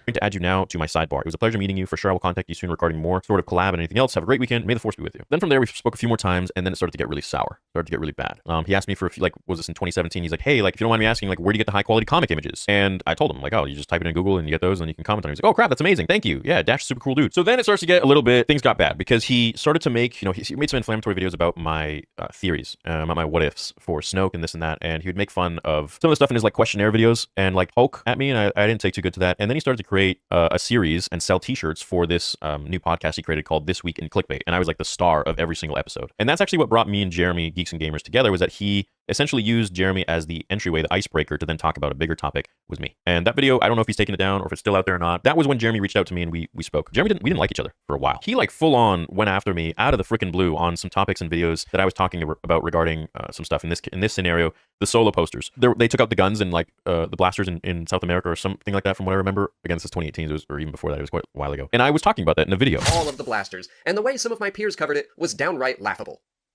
So Disney has decided to remove the blaster from Han Solo on this latest wave of posters. So in recent events, Disney has now removed all blasters in the upcoming movie posters for Solo. In the beginning, he started talking about, like thumbnails. What are you doing for SEO and this and that and the other thing? I wouldn't be mad, but it's all about views. Fast forward to this, and now he's apologizing and blah, blah, blah, blah, blah, and so on and so forth. This is before the fan film. He says, I saw your plans for an upcoming fan film. I wish you all the best. Can't wait to see the Kickstarters. This is like way back. I met the guy first time where we all got flown out to do some sort of a thing together, a whole bunch of us. And I remember walking down the street with him, and he was like, before I knew who you were, I couldn't sleep at night. He's like, I'm serious. I'm paraphrasing. I'm serious. Molly would have to calm me down because I couldn't sleep at night because you and Stupendous Wave were just getting such crazy views, and we were working so hard. What is this?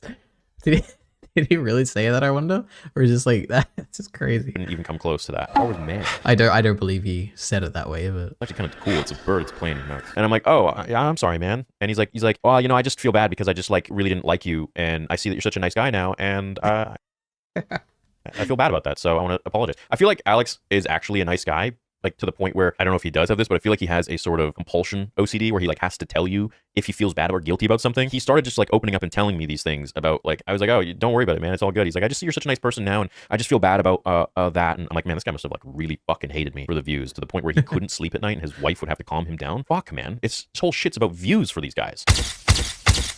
Anyways, then he does his This Week in Clickbait and this and that and the other and blah, blah, blah. What the hell? I remember I took a cab with him once to the airport. We split a cab. I didn't sleep. I was up all night and I was editing in the cab, in the back of the cab. He's like, what are you editing? I'm like, oh, just the new Vader comic. He's like, that just came out. I'm like, yeah, I didn't sleep. And then I showed him. I pressed play as it was in the final cut thing. And, oh no, is he gonna say it's bad or something? And he was just looking at it and didn't say a word. He was just like, I was like, yeah, I'm really excited to get it out. And I'm like, all right, man, well, it's my stop. Hey, it was great seeing you. And he's like, yeah. And that was it. And then he started this Week in Clickbait shit. And I just was like, the fuck, dude? You could message me if you we've literally talked already so many times. We've been to Germany together for Gamescom. We've been other places. I guess the one thing I'm taking away from this is that I think Star Wars Theory takes things personally, which is a little bit of a frustrating thing sometimes when you're interacting with people. Anyway, that's it. I have to go to sleep. What the heck was I up to? I had Dalek.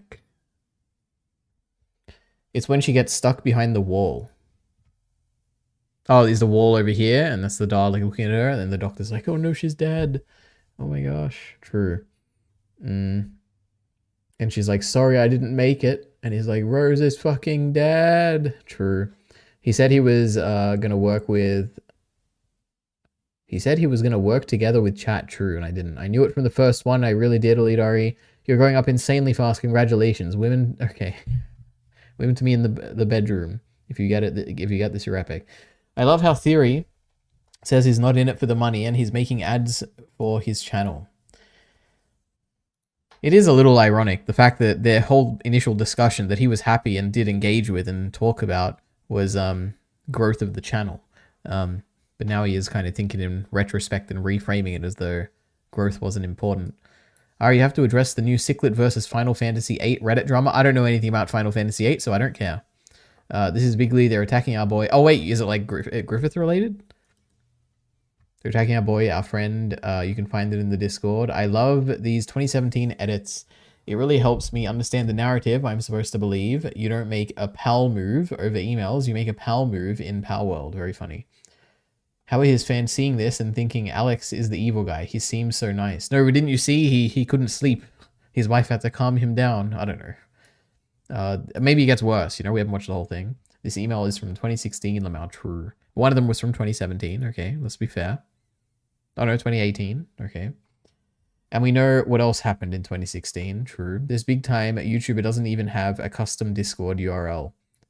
Even Blindwave has one. Everyone cares about views except for me, and no one works harder than me. I bet his wife was hitting on him too. I could imagine that coming up in this video. Anyway, one more hoodle and then we're done. So get out of here, guys. Oh. Do I recognize the TARDIS? Is this the 9th or 10th Doctor's TARDIS? Or is it the 12th? No, the 13th Doctor's TARDIS. I have no idea. You know what? We're gonna do it. Mummy on the Orient Express. The sky's a bit pink. That one time it was pink. No, we got it wrong. Help me. This is gonna be a one I haven't seen. Because I don't remember this. Nothing's sticking out to me here.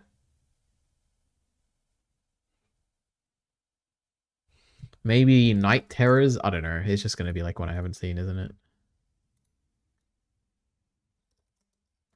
Left Behind? What was it called? The one where Amy is left behind. Girl Who Waited? I don't know. A Plastic Bag? I don't know. I feel like this has to be one I haven't seen. I have to type something. The Impossible Astronaut.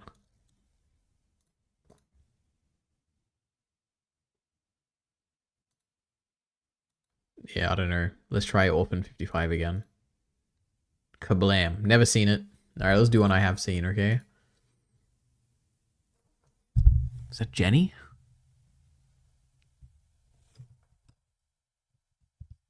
Is it Crimson Horror? No, I don't know.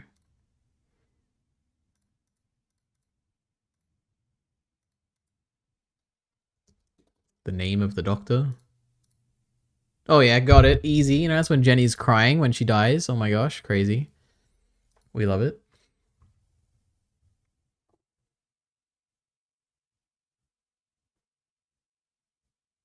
Looks like some season 11 shit. What is that, Sky? It's the capitalism one that everyone hates. I tried it. It wasn't that. Kablam. Miller got it. Shut up, Miller. I got it first. The Snowman? No, it's The Name of the Doctor. Look at that. I got that, you know. I can tell because of the tier. Does Jenny die? Does she come back? True, she does. Well, the great intelligence stops her heart. But then Drax? That doesn't sound right. What was the guy's name? He revives her. No, it's a dumb fake out. She kind of says, I think I've died for no... Yeah, she does say that. They're in the dream and she's like, what's wrong, Jenny? And she's like, ma'am, I think I'm dead. Or something like that. What a terrible episode. And that was I liked that episode a lot. That was fun. It's like how every character says, oh god, like everyone in the... like everything is the most horrible thing ever. Strax, that's right, Strax. It's just so horrible to behold. I don't even want to think about it. Oh god, it's so horrifying. It makes you insane just to confront the reality of what's happening. Then it turns out it's some lobster monster that eats babies. True. Okay, last one. I'm addicted. Last one. The Snowman. Okay, it's actually not. Oh no, is it another one I haven't seen? I don't recognize this guy. How are there so many Jodie season ones? I'll let you guys guess, because I'm pretty sure it's one I haven't seen. I feel like I'd recognize this guy. So don't mess up, guys. Here's the first image. Here's the second image.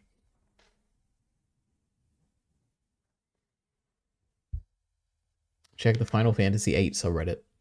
For the next stream, we need to figure out a way to filter these Jodie episodes. True, this is my nerd erotic moment.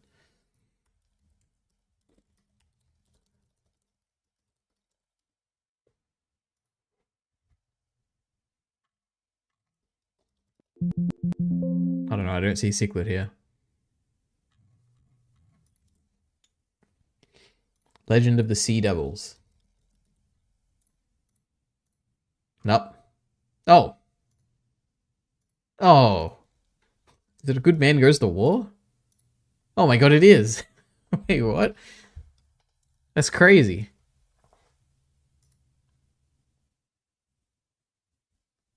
Is this the Sontaran battle that they have, I wonder? That's crazy. Oh my god.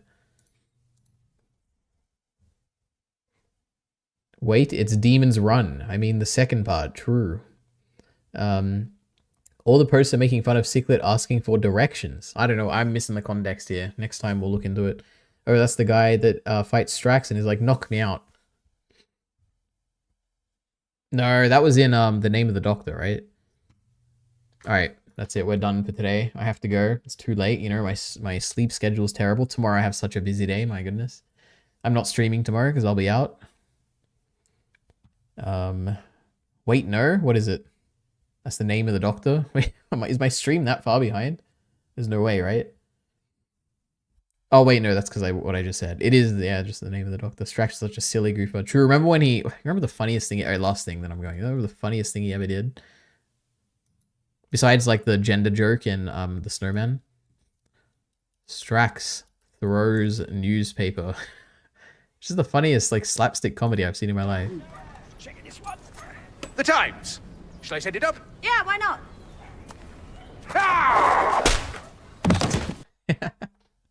Just comes out of nowhere, you know? My goodness. Jesus.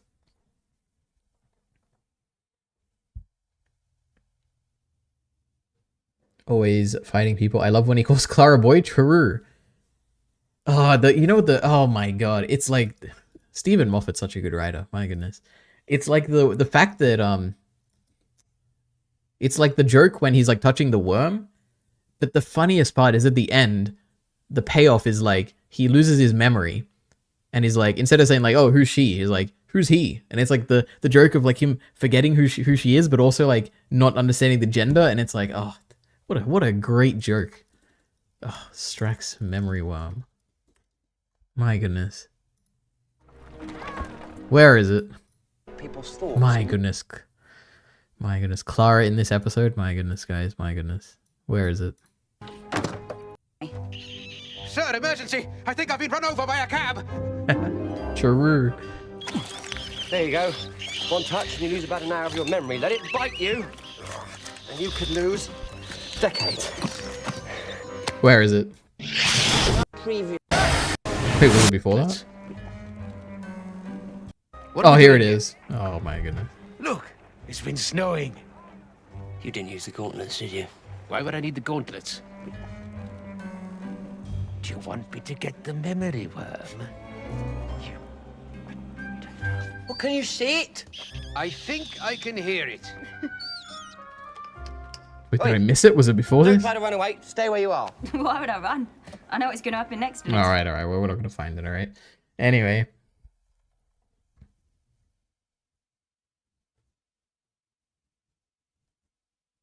I knew what I got the first time, and then it cuts to the next scene of her in the Victorian garb like nothing happened.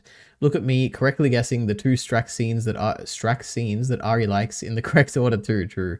Both sound like Shane Farley. True, you know what, I get one exception, okay? It's Clara in this episode. My goodness. I know he's like film buff in every season 7 Clara episode. True. Oh my god, that's the most pointed reference that Mindy's ever made, but I know absolutely what he means. No, the killer, lol. I remember people saying that they got uncomfortable because he kept saying Clara was hot. But he liked Hellbent, so he is justified. Hellbent is the worst Doctor Who episode, Minty. Shut up. Shane did nothing wrong. How does not a single person on Reddit realize Cichlid is just lying? That's just how Reddit is sometimes. I don't know. Anyway, I gotta go. Very late. I said I'd be gone before. Hey, that's the trailer I watched. Oh my gosh. Anyway, bye.